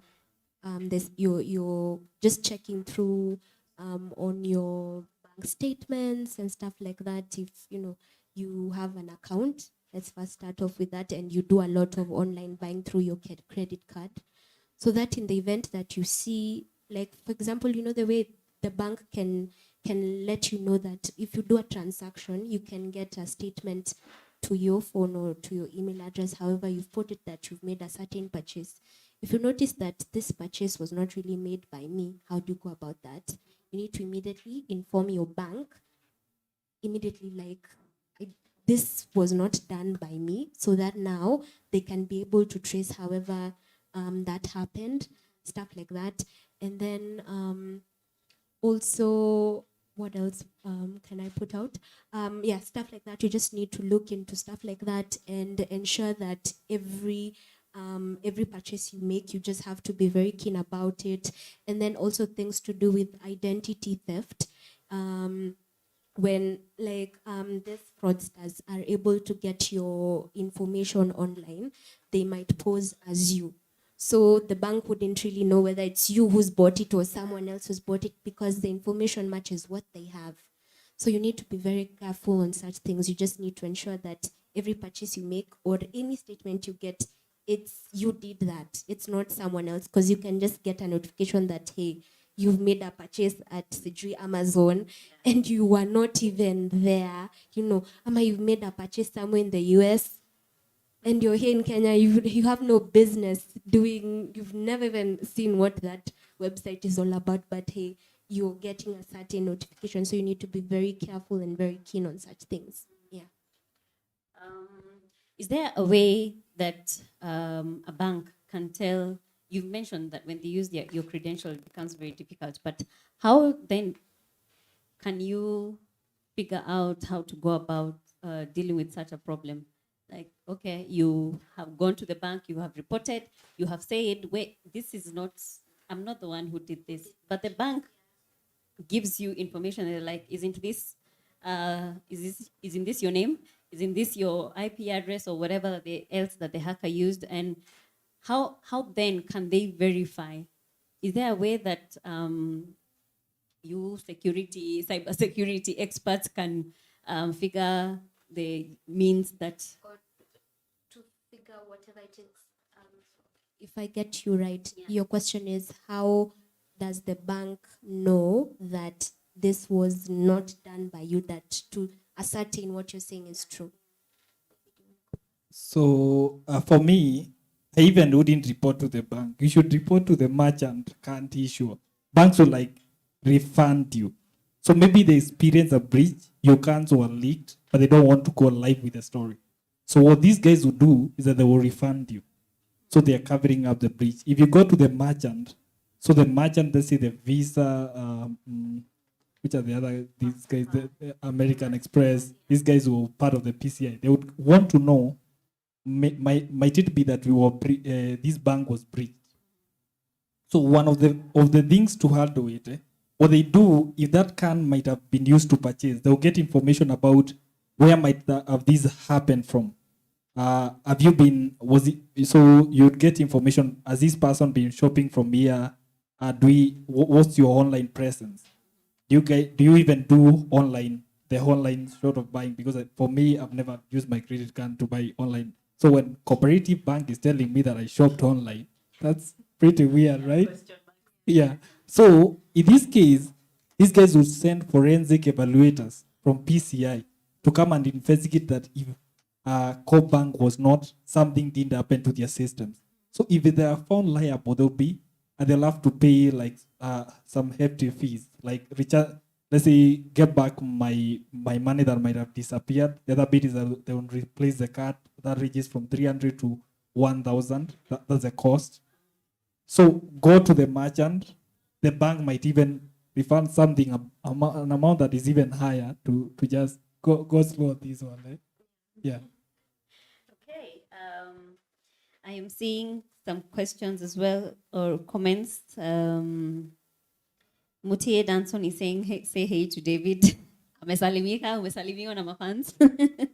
Mary Mutinda is saying, interesting guys, say hi to David. Hey David, utatuambia uko na mafans wengi hapa.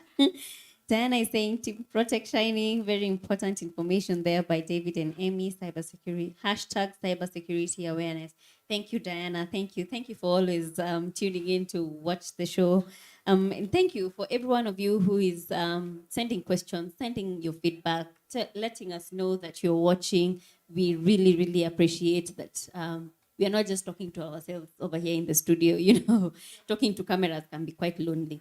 But thank you. We appreciate that you are watching, you're keeping us company here. Keep those questions coming. We want to hear from you. As we shift gears now, this is a new territory that I think Kenyans are getting into when we talk of online shopping, cryptocurrencies. You know, the bitcoins, which other one? Headram. There are so many. There are so many. Those coins I keep seeing somewhere on the internet. Let's talk about cryptocurrency and our cybersecurity. How, first and foremost, how do those two become threats to our cybersecurity, and how do we handle this new financial way of transacting that has started gaining a lot of ground here? In the West, it's very popular, but I think here is when it's now starting to gain ground. And yeah, for me, I wouldn't find any threat in cryptocurrency. I'll say it's the way to go. So we're trying to replace our banks. We are trying to replace CBK. What these guys can do, if I would go back to maybe some sort of history on cryptocurrency, is that Bitcoin comes from, it was a guy called Satoshi Nakamoto, like a pseudonym, the guy who, and then he vanished. So it's like he doesn't have any interest in the whole concept of the Bitcoin. But what do banks do? When I take money to them, we are trying to prevent ourselves from financial crisis like what happened in 2008. When some of these big companies that have been there doing well, and then and even how the reports have been there saying that they are doing well. And then one of the days, they're like, we are going out of business. They can't pay suppliers, they can't pay employees. What has been happening? These guys have been like playing aloud with their ledgers, giving us some bodgy information. So in this case, where the cryptocurrency now comes in, is that a bank can even, if we all walked to our banks right now and wanted our money, they probably wouldn't be able to give us back that money. Even if all those guys they have debts with, what brought back the debts is that there's a gap between the money we can transact with more than we have. I can give you more money than it is in the normal physical cash that we have in the circulation, because it is not backed than some physical assets. The other aspect that we face in the normal cash that we are running right now is that from the other aspect of not being backed by cash, it will be the value, the decrease in value. If my father from way back in 2000 saved up to now, and now all those years, let's say every month, 2000, and now he wants to go and utilize his money, those 2000 that he saved in 2000 would have depreciated in value. It will be only the guys with money who can buy land, who can buy commodities that appreciate, will be getting the value for their money. The others in this system, controlled by the government, controlled by the banks, is that due to the inflation that we are reporting every year, 6%, 6.3%, and then our cost of living will be going high. Then not all of us who worked in governments where they give you 15% increment. So it will mean that your money depreciates. So why do we need cryptocurrency? We need it to face, let's say, some of these two key concepts now.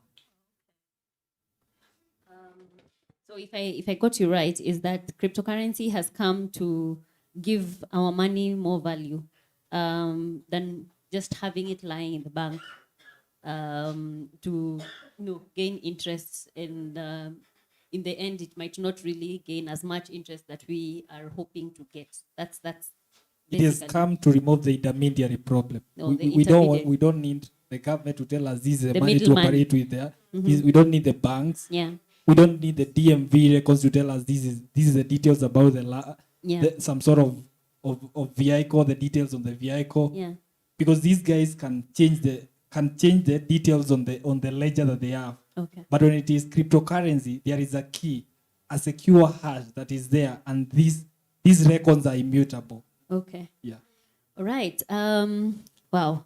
So bringing it down to the common mwananchi, who probably is hearing about cryptocurrency now, and probably those who also trade or do their shopping using the cryptocurrency. Are they secure when they use that form of currency to transact, to do whatever kind of trades that they do online? In my view, we can see it's not stable.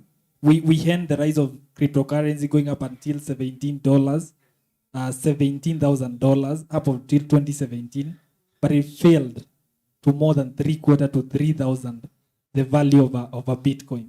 So you can see it's not stable, but it is what we would be saying. Let's say internet was formed dates back to around 1977. Guys back then, those small dots on some sort of a grid. Yeah. If you would date back to then, who would believe that this is what would be riding on that my phone would be capable of ordering me an Uber from here to where I stay, Imagine. paying my bills, Yeah. watching this show live without having a TV Yeah. and all that. Mhm. Just an internet connection. Yeah. So say in the next, if you would do a foresight in the next 30 to 20 years, this is the way to go. You better start now when it is not such expensive. Yeah. All right. And in terms of our security, when our cyber security, when using that form of currency, you've said it's safe? It's a safe method?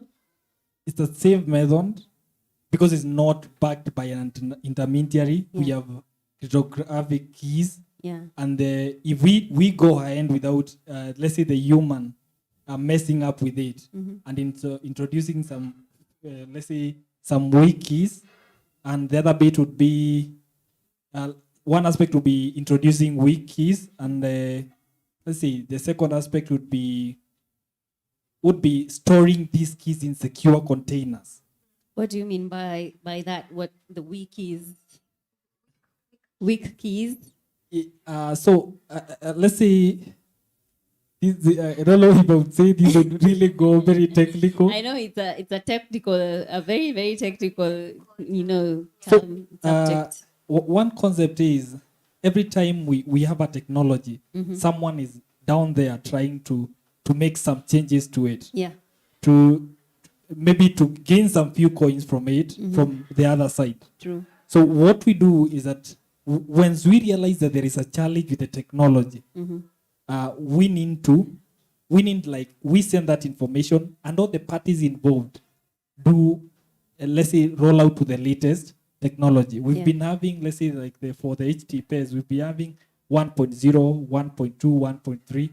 We're having some guys even running the older technologies on their infrastructures. Mhm. So in this case, they place us, the guys who are trusting them with our information, Yeah. at a risk of sort of losing our money and also losing our information. Mhm. Yeah. Okay, so they are basically, what I'm getting from you is it's just a measure that you take to make sure that your infrastructure is secure. Let's say, I don't know if we do know where this infrastructure for the cryptocurrency is installed. Yeah. But as long as this concept, one of the concepts of the cryptocurrency is that we will be running decentralized. It is a block of chains, Mhm. whereby each chain produces a key, and that's stored. It's an immutable record. The second record has a key, Mhm. another immutable record. So you cannot delete it. And these keys are stored over a million computers, powerful computers across the world. So it is not the same concept whereby if you went and hacked whereby we stored our, was it IFMIS, whereby we were registering these stuff in the back in March. Yeah, IFMIS. Leave alone the IFMIS. IFMIS is whereby governments do the procurement. The other one, what were we registering? where we What were rule was doing issued the during this Huduma. stuff? Oh, The Huduma Huduma, now. yeah. So reason as a concept whereby in one case we are storing this whole information with the government. Mhm. What about if we could have applications whereby I upload my own documents, high-tech selfies and you can correlate and check if this information is true in real time, Yeah. you would get to know me. But this information will be stored in a central place whereby it can, if someone managed to access it, they have records about 47 million people across the country. Yeah. Change one record, there are several others that can be able to affirm to that original like data or information that shows the legitimacy of whatever that purchase was all about, or the legitimacy of that information from the very start. I think that's what David is just trying to say. Okay. Yeah. That technical, it went a bit technical, too technical. I hope you guys are on your toes, you're watching, and you're getting what we are discussing here. Lucy Karim is saying, quite interesting talk. Thank you guys for the information. Karibu sana Lucy, thank you for watching. Maybe before we wind up this conversation, I don't know whether any of you have any remarks that we want to end this conversation in terms of how digital businesses, the future of digital businesses, and how anyone out there who is running a digital business can make sure that they are cyber secure in these times where everyone has a gadget and has information and has YouTube and they can easily get into your system. What final tips do you have for people who are running digital businesses? So if you're running anything e-commerce, first and foremost, what I'd like to say is don't shy from the internet. That's where everything is heading to. We're moving away from operating physically, not as such, but you can have both. But now everyone is beginning to embrace shopping, from doing online shopping and what have you. So for example, if you're looking at starting an e-commerce business and you want to have an online shop of your own, you need to put various measures in place. You need to ensure first that your website, if you're having a website to start off with, you have a well-made website. You ensure that your website is secure.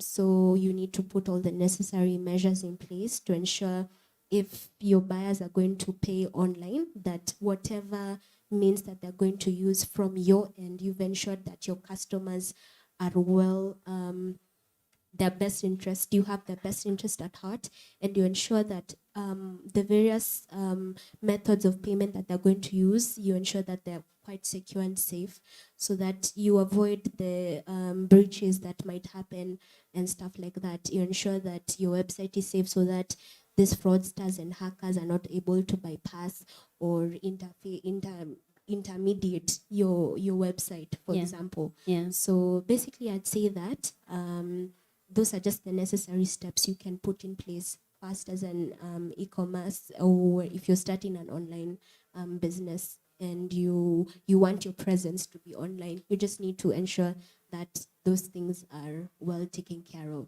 Okay. Yeah. David, maybe you can answer this question.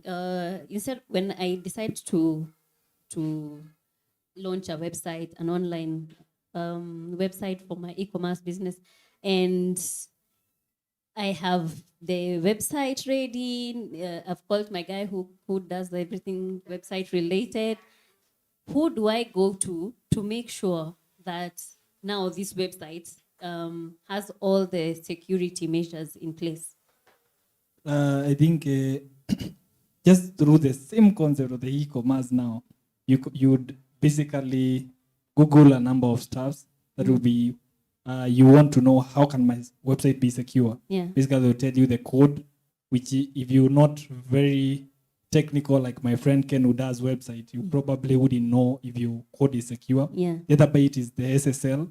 They will even show you, you will even get links to where you can get those SSL certificates and buy them off book without even, buy them online, like you guys will also be buying online. Yeah. Yeah.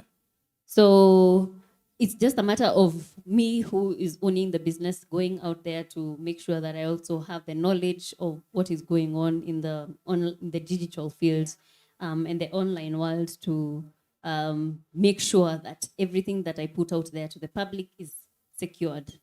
So Yeah. there's not one company or one person that I need to go to do everything, to set up everything for me. What I would say is that what internet has brought for us is that it has removed that sort of, let's say, the whole concept with Russians before and on the socialism where everything was controlled by the government. We now do not have that. That's why we always have options to explore. We now have all these supermarkets. You still be having, even if you set your online business, you'll be having competition. Someone else is doing almost something that's similar to yours. Yes. So the bit is, we do not have a one single solution to all the problems that we have at the internet. Mm-hmm. We have a number, and that's why we need to explore the options. Okay. And I think that's a very nice place to leave this conversation at. We simmer. Let everything that we have discussed simmer. Thank you so much, Emmy. Thank you for David for coming to the show. Thank you. And thank you, Protec.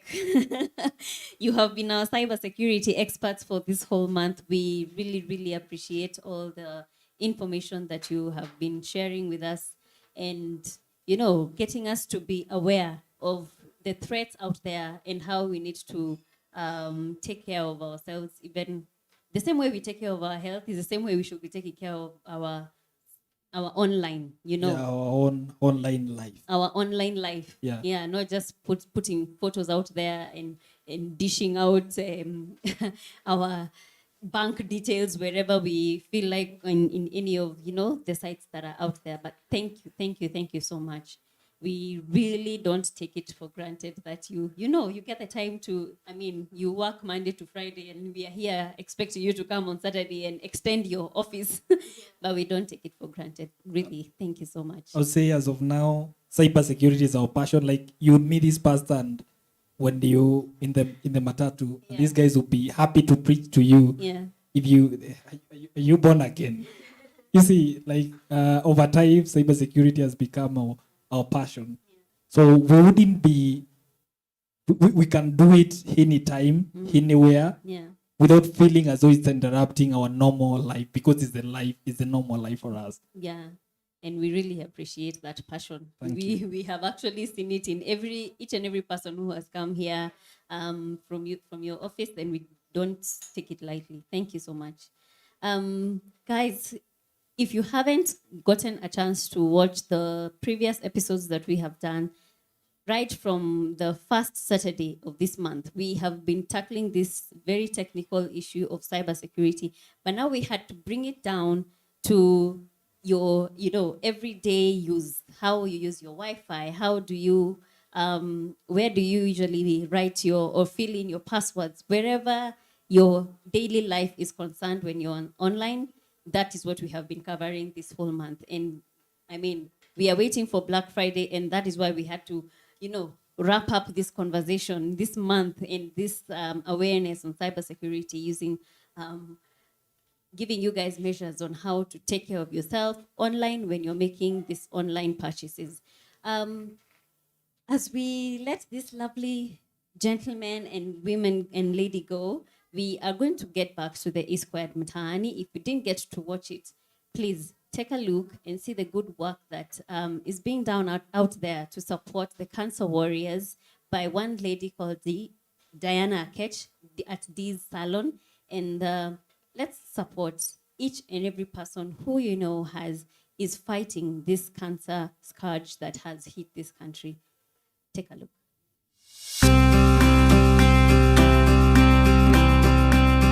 Now this week we're doing things a little different for you guys on E-Squared Mtaani. We are celebrating cancer patients and cancer survivors through this makeover. Amazing, right? Now Diana's been giving hope to cancer survivors and cancer patients to keep moving with life despite everything being tough. I am so eager to see how this is going to turn out, and welcome to E-Squared Mtaani. My name is Carolina Chelo.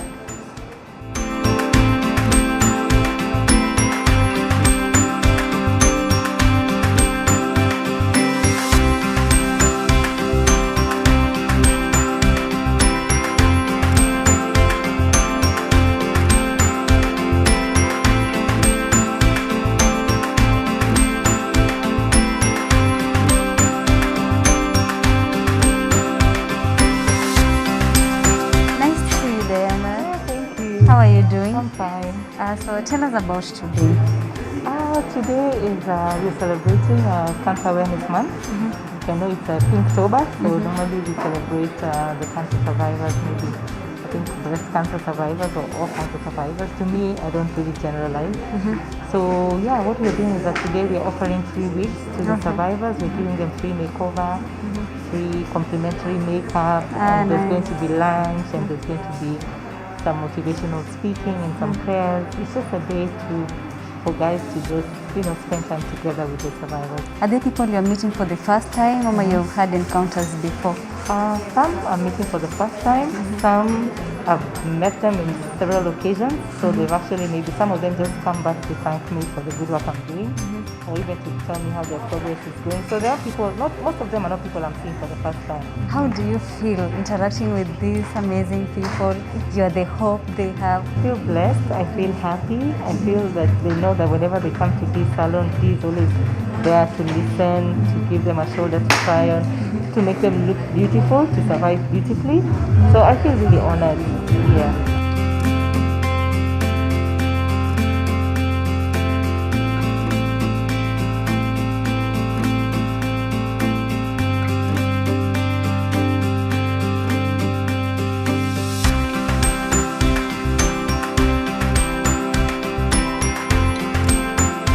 And I also saw the wigs, they look so nice.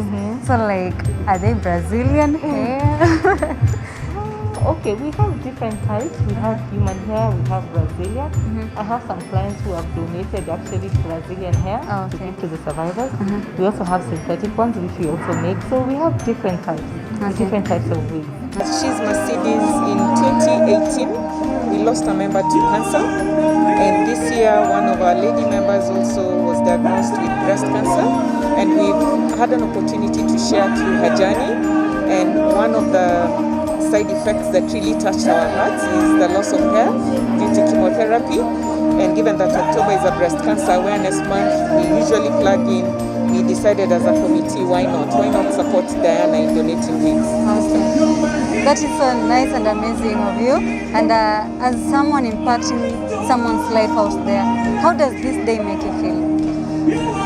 It's a bag of mixed emotions. I was telling Diana that it's one thing when you're busy trying to fundraise. It's another thing when you actually meet the beneficiaries. I've just met a lady who's gone through a makeover. And to be very honest, I'm a human being and emotions come up. But at the same time, we also believe that we have to be strong for them, because this is a day that we've actually chosen to celebrate them as we end the awareness month. You look so beautiful. So how do you feel after the makeover? You look so beautiful. I'm confident, I'm happy. Thank you so much to this salon for instilling confidence in cancer patients. Wakati mwingine wagonjwa wa saratani wanaonekana kama mbaye wanaelekea kufa. The way the world expects us to live ni kama utakufa kesho. You are not supposed to be happy, you are not supposed to be seen. But thanks to Dee, she's instilling confidence in us. I am happy, I'm confident. Hata kama sina matiti moja huwezi jua. Niko sawa kabisa. And you look nice. Like any other woman. How do you feel about interacting with cancer patients and cancer survivors, being that you guys give them the hope? I love it, especially when I'm doing their makeup. They tend to fall asleep, they feel so relaxed. And I'm seeing so many of the survivors that I've done before. So it's exciting to see them coming back more, meaning that they love the experience and they really enjoy it. So that's good on my side. It's all about them. Okay.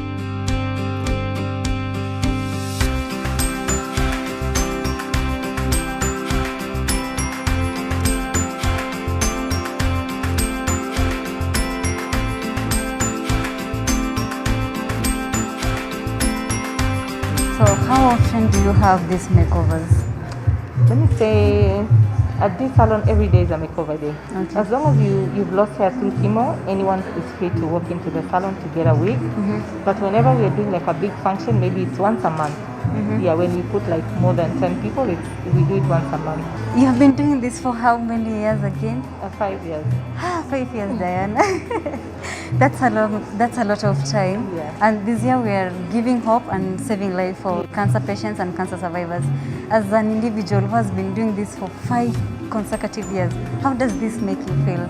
We're celebrating you and whatever you're doing today. I feel so blessed.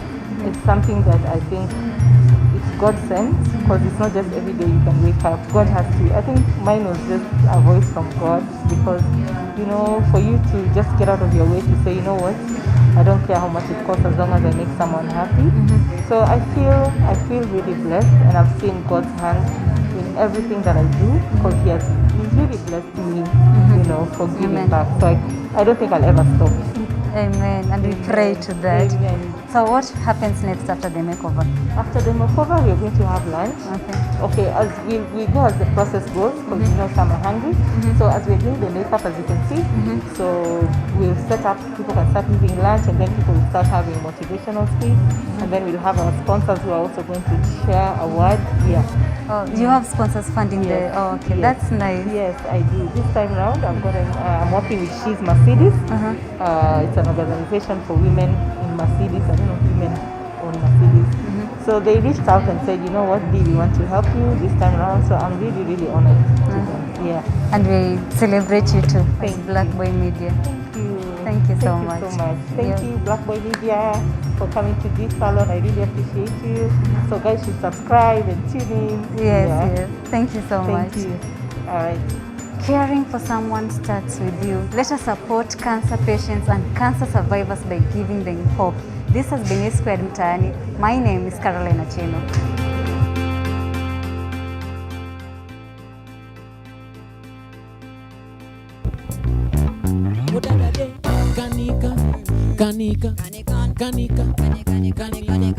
Kanika mtoto kama unawezere, kanika mtoto wa Kinyerere, kanika mtoto kama kanika mtoto wa Kinyerere, kanika kwenye kamba anua kama betu kwenye bana kiuna na vokati vipata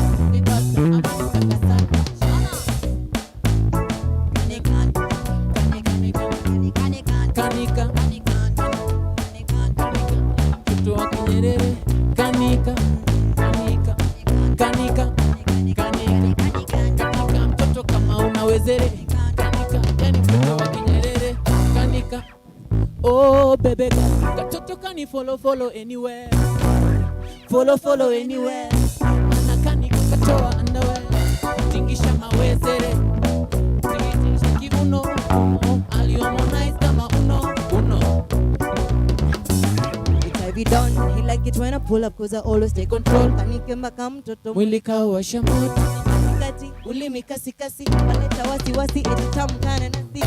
Wana mkunaji limemkuta pele. Asije kani hepa mkani wacha mpele. O dadade kanika kanika mtoto kama unawezere, kanika yani mtoto wa Kinyerere, kanika mtoto kama unawezere, kanika yani mtoto wa Kinyerere. JISSH gang, the gang. Kanika mtoto kama unawezere.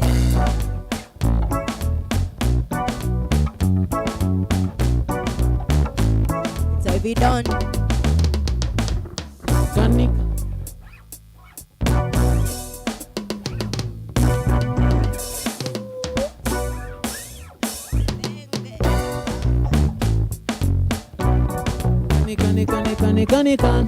Kanika unawezere, kanika yani mtoto wa Kinyerere, kanika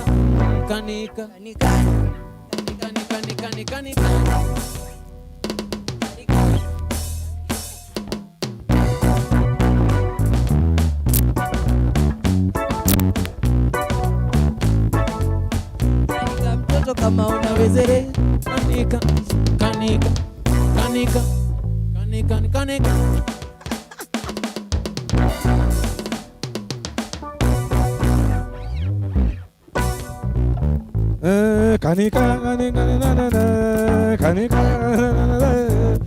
Kanika.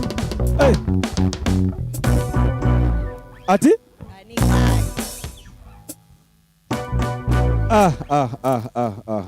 Hey. Unajua mmeimba tukakuwa na mood fulani ya ngoma tamu sana. Ladies and gentlemen, we are live on YouTube at E_Square TV. Niko na gang hapa hivi. Au sio? Yeah.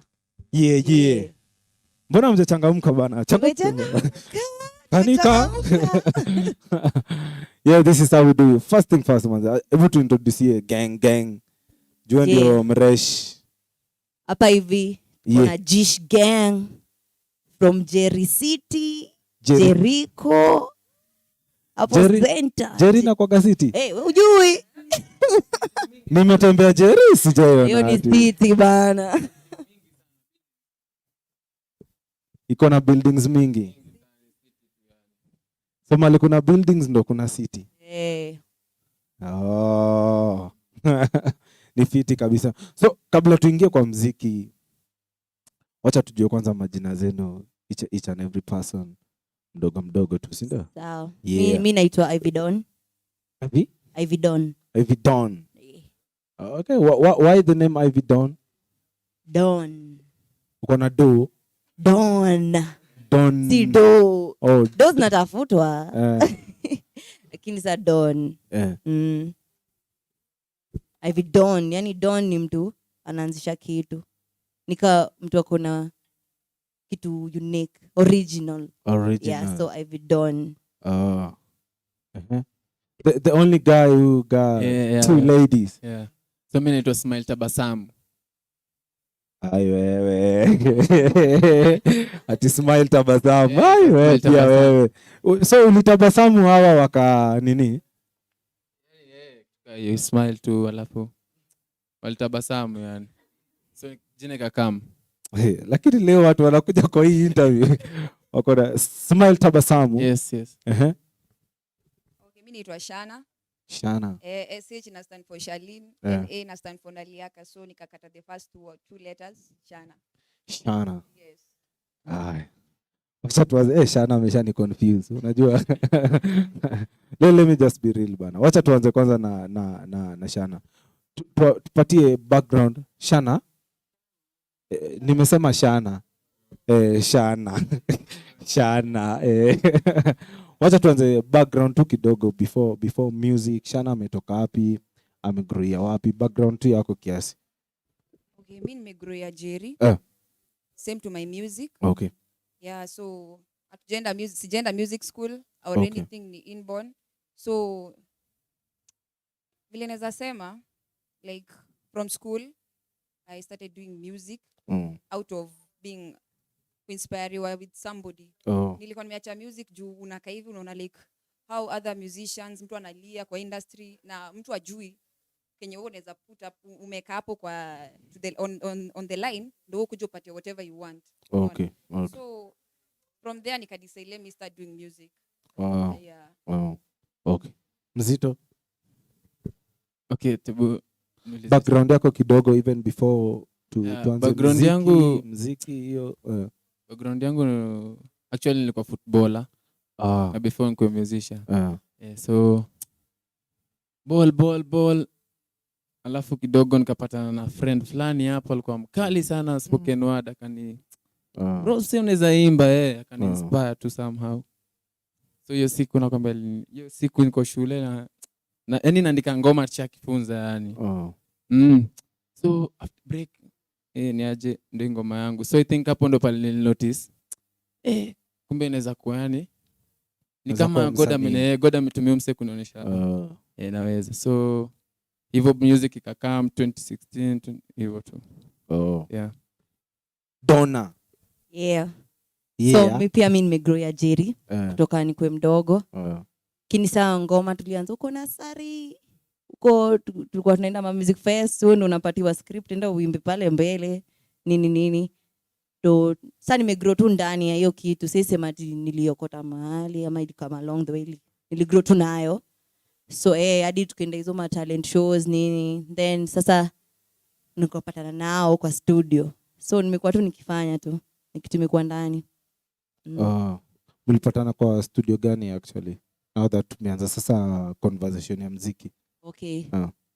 kuna studio huko Jerry inaitwa Adori Entertainment. Adori. Adori Entertainment. Yeah, sasa hapo ndo tulipatana. Kuna tumekuja hata na yeye huyo producer. Producer amekuja? Amekaa. Sawa. Wacha nitamfanyisha interview nikimaliza. Yeah.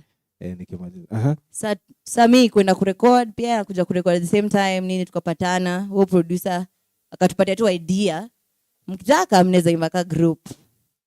Yeye ndo aliwapatia idea. Alituambia tu mnaweza join hizi sounds kila mtu aimbe differently lakini muimbe kimoja. Kila mtu achezekea yeye lakini mko pamoja. Yeah, sasa ndo tukakaa chini. So talking of hiyo inamaanisha ulikuwa na sound yako, kuna type of music yenye ulikuwa unafanya. Of which ni gani?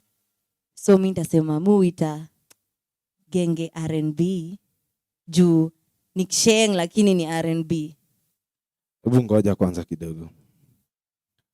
Sheng R&B. Yeah. Okay. Hebu ipige tu venye ulikuwa unaipiga. Hiyo Sheng R&B. Tusikie. Napenda unavonicheki ni kama ungependa kulewa pia kudensi. Maisha haya magumu solo huwezi. Nayo mapenzi ni sumu kahuyawezi. Tukayo. Sauti bana. Sauti inatoa watu base wale wanakula mogoka, wanatema. Kabisa. Tuko hapa na mzito. So pia kuna ile type of music you are doing. Mimi nilikuwa nafanya sana mazuk bongo. Nilikuwa nafanya sana zuk bongo alafu sasa tukakuja kwa ma group so kila mtu akachangia yani idea yake flavor yako na mix hapa. Nice. Now mrembo R&B. Yeah. Si Sheng R&B. No. Sasa from tulipatana ndo we learn from each other. Yeah. So you sing R&B? Yeah, I sing R&B. Can you sing for me? R&B? Okay. I got a ticket for the long way round. 2 bottle whiskey for the way. And I sure would like some sweet company. And I'm leaving tomorrow, what do you say? When I'm gone, you're gonna miss me when I'm gone. You're gonna miss me by my hair. You're gonna miss me everywhere. Oh, you're gonna miss me when I'm gone. Yeah. Kali sana. Nilikuwa kwa hiyo mood. Nilikuwa nataka kuingia kama Chris Brown kidogo. Rihanna ameniacha hapo kando. So when did you decide that sasa itakuwa gang, sasa tuanze kuwa pamoja? Tulidecide 2018. 2018 hapo November hapo hivyo ishaisha. Ndio tulikaa chini producer wetu akatuambia you know what? Nyinyi mkishikana you can create something. So tulienda tukafikiria unajua tungesema tu tulienda kwanza tukaona hiyo idea ina make sense. Piga collab mbili na Shana mbili na hivi alafu tukafikiria vibe kama inaweza. So wewe ndio ulikuwa unapiga nao collab? Hapana, tukajaribu as in ana kama na idea. Producer wetu pia alikuwa anachangia kutupatia matrack. Wow. Kuungana hapo. Hiyo tu November venye amesema tukafanya ngoma na yeye. Tulifanya ngoma ile inaitwa Blink hadi kwa YouTube. Tukarekodi hadi video. Tuko na version pia. Yo Blink Shana akukua. Hiyo ndio kapiga na yeye tuko na imeweza. Acha tuendelee tu as a group. Yeah. Do you feel that kuna any challenges kwa game right now as a group? Yeah. Kasa hii unajua tumetoa mangoma, watu wanatuambia ni kali hizo ngoma ni kali lakini watu wasikie, watu haiko exposed venye iko. Tunaona hii ngoma yenyewe ina deserve better than this. So pia inaweza hiyo ni challenge kuitoa nje, watu isikie nini. Ni juu sasa platform yenyewe sisi tunatumia major ni YouTube na maybe tuseme tutumie wase personally ma contacts zetu, families nini hivyo. Sasa ku expose ngoma ni ngumu sana na unaona hii yenyewe content ni noma. Is it that mfanyi kazi kwa bidii ama mnaona tu wasee hawataki kusikiza ngoma zenu? Tunapiga job. Kaka hizi tumetoa ngoma 2 tangu ngoma 3 sasa tangu tuko hivyo group na hadi ma video. Lakini sasa sijui ni hatujui watu wengi ama ni watu hatujui. Sasa na watu bado hatujafikia crowd poa. Sasa sijui tuna try other ways vile tunaweza expose ngoma zetu. Mzito. Kwa kuna madem imekuaje? Ni challenging ama wanakusumbua sana ni? Kwa now by the way inanibambanga sana. Juu ni madem wanajua ni busy. Hakuna cha jokes. So ni madem ni challenge. Uniambia yeye smile lazima ufanye hivi. Pia mimi naambia ni si challenging lakini unajua lazima pia kuwe na haikuangi tu smooth sana. Kidogo saa zingine labda ameenda job. Mde mmoja yuko kutuka hiyo. Lakini musically tuko fit mbaya wana represent. Wanacheza tu role yao yani. Rihanna. Pole. Sauti. Nafikiria niko na Rihanna hapa. Juu ya even boots zako kali sana.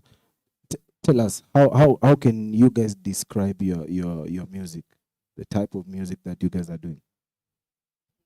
The type of music that we do, actually hatujaji specify juu since ndo tunaanza, so we just drop music kulingana na kenye sahi watu wanasikiza.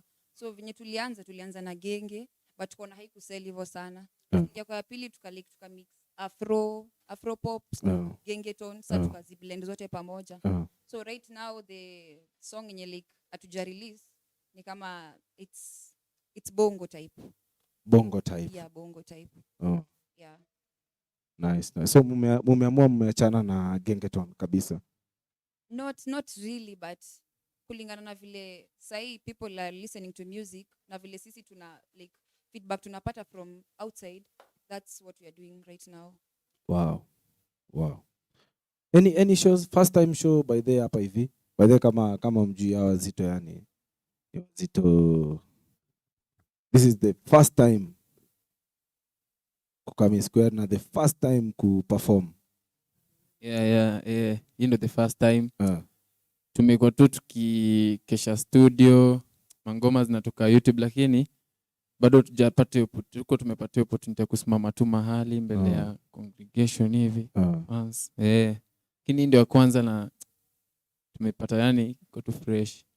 Tumefurahi sana yani. Ndio.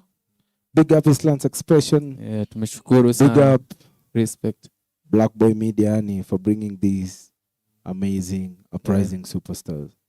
Ndio. Shukuru sana Ndio.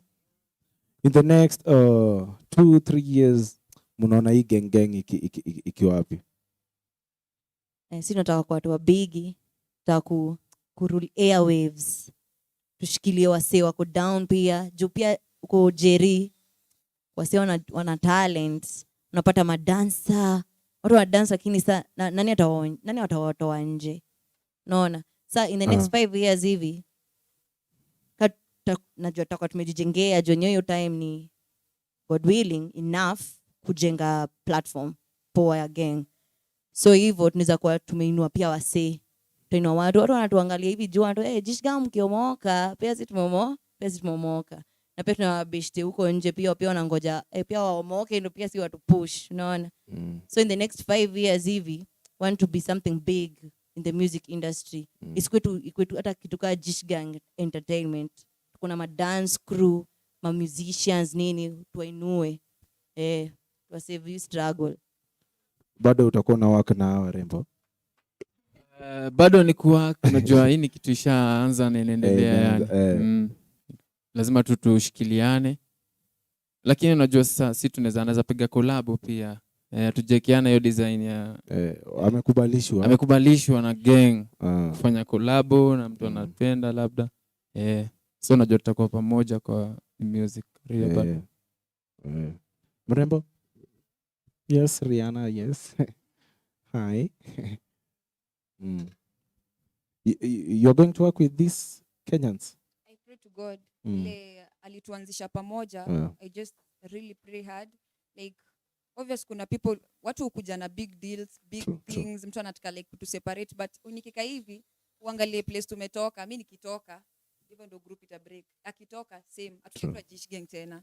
So kwangu like I always just pray to God atustick pamoja. Yeah. Wow. Sindio?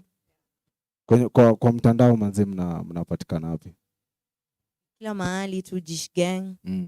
Kila everywhere. Twitter, Facebook, Instagram, YouTube. JISSH gang. Ni JISSH. JISSH. Okay. Gang. Gang. Yeah, gang. Gang. A-E-I-O-U. Gang. Oh, sawa. Na yako utaki kusema yako personal? Mimi Evidon, it's Evidon everywhere. It's Evidon kila mahali. Hakuna namba hapo. It's Evidon. Napenda hiyo vako yako. Mwanzo ni Evidon. Kani noma Don. Mzito. Don, pia ni Don. Azizi, mimi nimemwachia Don, mimi ni smile tu, yani tabasamu. Smile tabasamu, Instagram, Facebook, Twitter, kila mahali tu. Kena pale una smile, jina inakufika pale uone ukismile. Nice. Yangu inajulikana kama Shalin Naliaka, everywhere, Facebook, Instagram pia. Naliaka. Still ukitype Shana bado inakam. Yes, Naliaka. Wacha kunini. Wacha kunini. Any project that is coming? Kuna project inaitwa How. Hiyo yamesema ina sound bongo hivi. Yeah. So hiyo ina come tumeplania. Hiyo ndo the next project. Yeah. So I hope watu wata receive power. Sindio? Yeah. Tutai receive manze. Lazima tu support. Sindio? Bana. And for the uprising superstars mnawaambiaje? Mimi nitawashukuru sana and actually to pull up the for the uprising superstars tunaweza waambia wasichoke. Juu hakuna kitu kama rahisi, kitu poa, lazima tu kuwe patient na give tu time yako. Otherwise kuomba sana pia ni muhimu. Actually nafika kwanza na maombi alafu bidii itakam tu. Ndio. Manze, nikiwa huko backstage group ilikuwa inaomba yani. This is the only group ni mwana wakiomba. Watu wanakujaga hapa wanaruka na hawaombi. Wacha sasa turuke, jubulisha omba. Buda. Aya. Tuipige alafu tukirudi tuna malasia. Haina shida. Sio ni noma. Ama tu perform sisi wote. Tuipiga pia sisi wote. Wacha ni perform na Beyonce. Aya, wacha ni perform.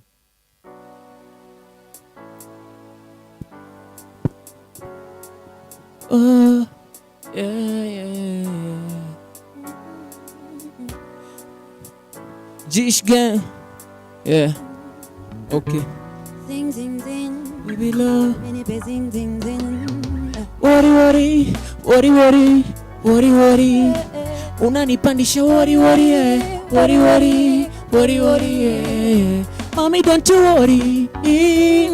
Mina shindwa nini kwako mipolisi na kama nyama pori.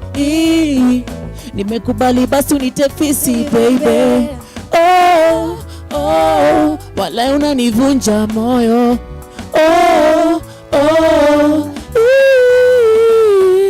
Zing, zing, zing. Baby nite zing, zing, zing.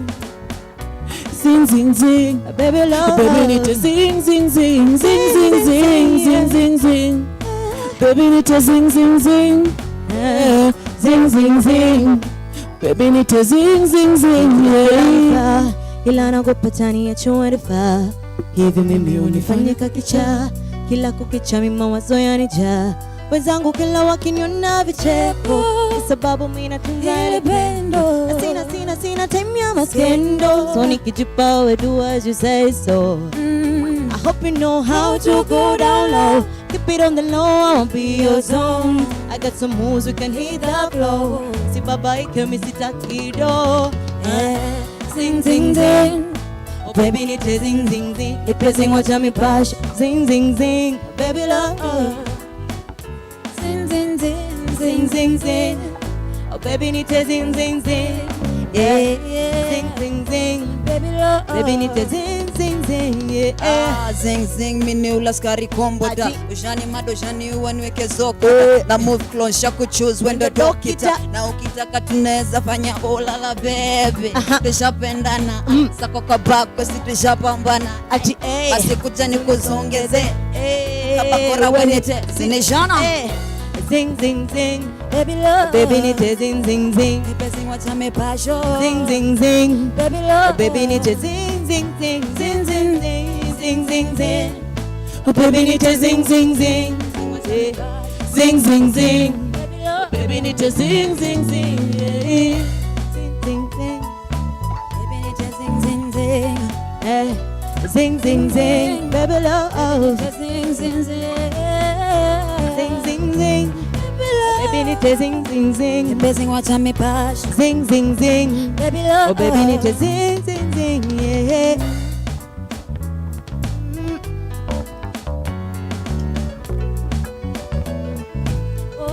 Oh. Zing zing zing, baby love. Baby love. JISSH gang.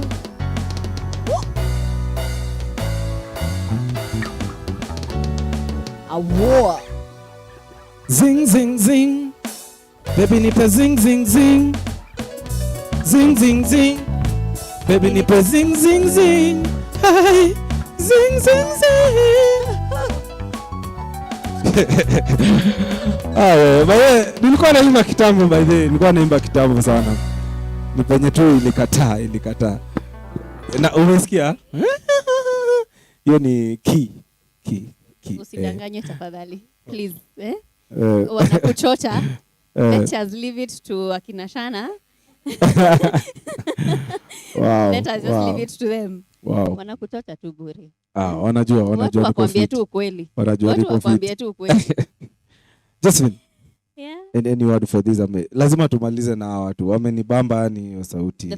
The song that you guys did first. Yeah. Hiyo ndio tunamaliza nayo. Sure. Hiyo. But I love what you guys are doing. I really hope that mtastick pamoja ka group. You know, that's the biggest problem na a lot of groups in Kenya. Like unaona, mi nisha make it, I can leave y'all, adios, na unaenda kufanya vitu zako. And you know, I love what Shana has said. If she decides that she has become big enough, she will leave. And that is how, no matter how you want to remain as the two of you, mtu moja akitoka group imeisha. So please, mbaki ka group venye mko. You guys are really talented. I wish you can now take it to another level. Mko na sauti. Wako na sauti poa sana. Mko na sauti poa sana. And I really hope that you invest a lot of time in what you're doing and you'll go far. Yeah. Zing zing zing inamaanisha zing zing zing. Okay, zing zing zing ni kama msitu fulani anaweza tu fight ya mdem, unajua. Zing zing, ujiona hiyo movie ya zing zing zing ile karate hivi. Actually ni mse fulani ameact movie ya vita mbaya. Zile za kina Bruce Lee. So like venye na fight. Anapigania madem.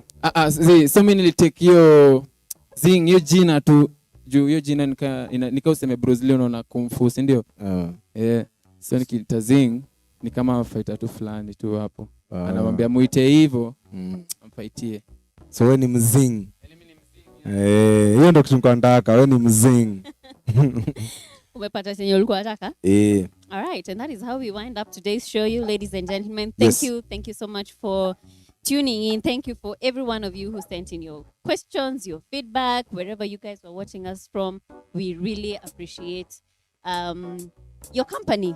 As I said, inakuanga very boring sana kuwatch kuongea kwa kamera na hujui kama kuna mtu ana receive what you're watching. So thank you. When you send in your comments, even when you send an emoji, we know that you're watching. So thank you very much for that. Sindio.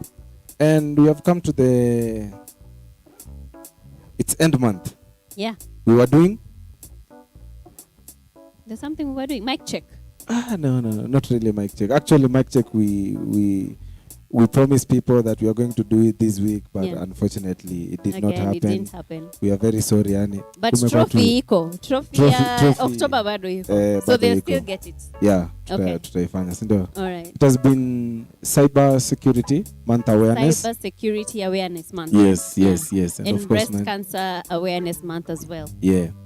And ni kama tumeimaliza hii mwezi ama tunaendelea na hiyo ingine. Na hivyo ndivyo tumerap hiyo conversation ya cyber security. Really? Tumeirap. Really? We have wrapped it up. So you guys can go and do your Black Friday shopping. Ukijua you are safe. Yes. We have given you the tips, so do not be worried if you actually listen to the conversation and follow all the tips that were given. Yeah. So they can go back to all our shows that we did this month. Alafu they'll get more information. Yes, please. Sindio? Yeah. Itakuwa mzuri sana. And big up E-Squared mtaani. Hii wiki walikuwa wameenda Ngong Road. Yes. Unajua ukisema Ngong unaenda? Ngong is very different from Ngong. Yeah. Walienda Ngong Road. Yeah, to Dee's Salon. To? Dee's Salon. Yes. Yeah. Dee is a very amazing lady. Yeah. You have seen the work that she's been doing. She has done this for 5 amazing years. 5 years to support and show cancer warriors some love, to remind them that they're still beautiful no matter what they are fighting. Wow. And that is why we are here to celebrate Dee, as well as celebrating the ladies, the beautiful ladies who are fighting cancer. And we just want to stand with you in whichever way that we can. And that is why we also celebrated you today as we ended this month of breast cancer awareness. Yes, indeed.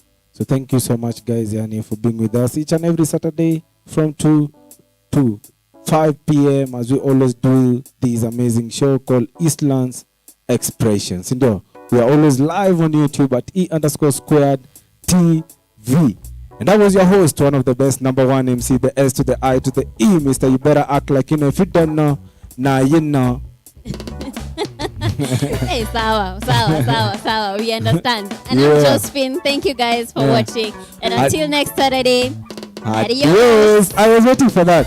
Adios. Can you do that? Do this. By the way, Josephine loves mama up. I want to see you dance. Wewe unatuopaga.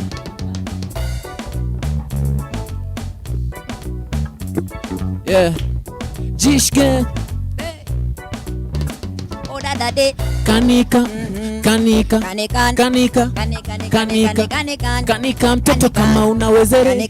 Kanika yani mtoto wa Kinyerere. Kanika mtoto kama unawezere. Kanika yani mtoto wa Kinyerere. Kanika kama nguo kwenye kamba, anoa kama viatu kwenye bana. Fanta kiuno navyokata, vipanta vibata amenisakaza shana. Odadade Kanika mtoto kama unawezere. Kanika yani mtoto wa Kinyerere. Kanika mtoto kama unawezere. Kanika yani mtoto wa Kinyerere. Kanika oh bebega katoto kani follow anywhere. Follow anywhere. Anakanika katoa underwear. Itingisha mawezere. Itingisha uno gali wa Monaize kama uno.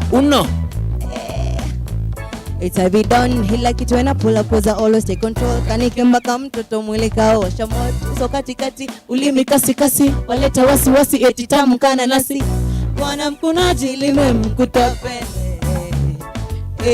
Asije kanihepa mikani wacha mpweke. Odadade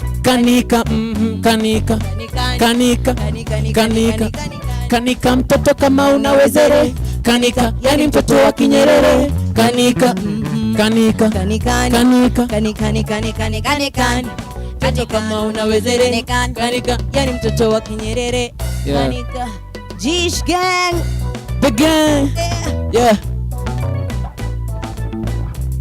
Kanika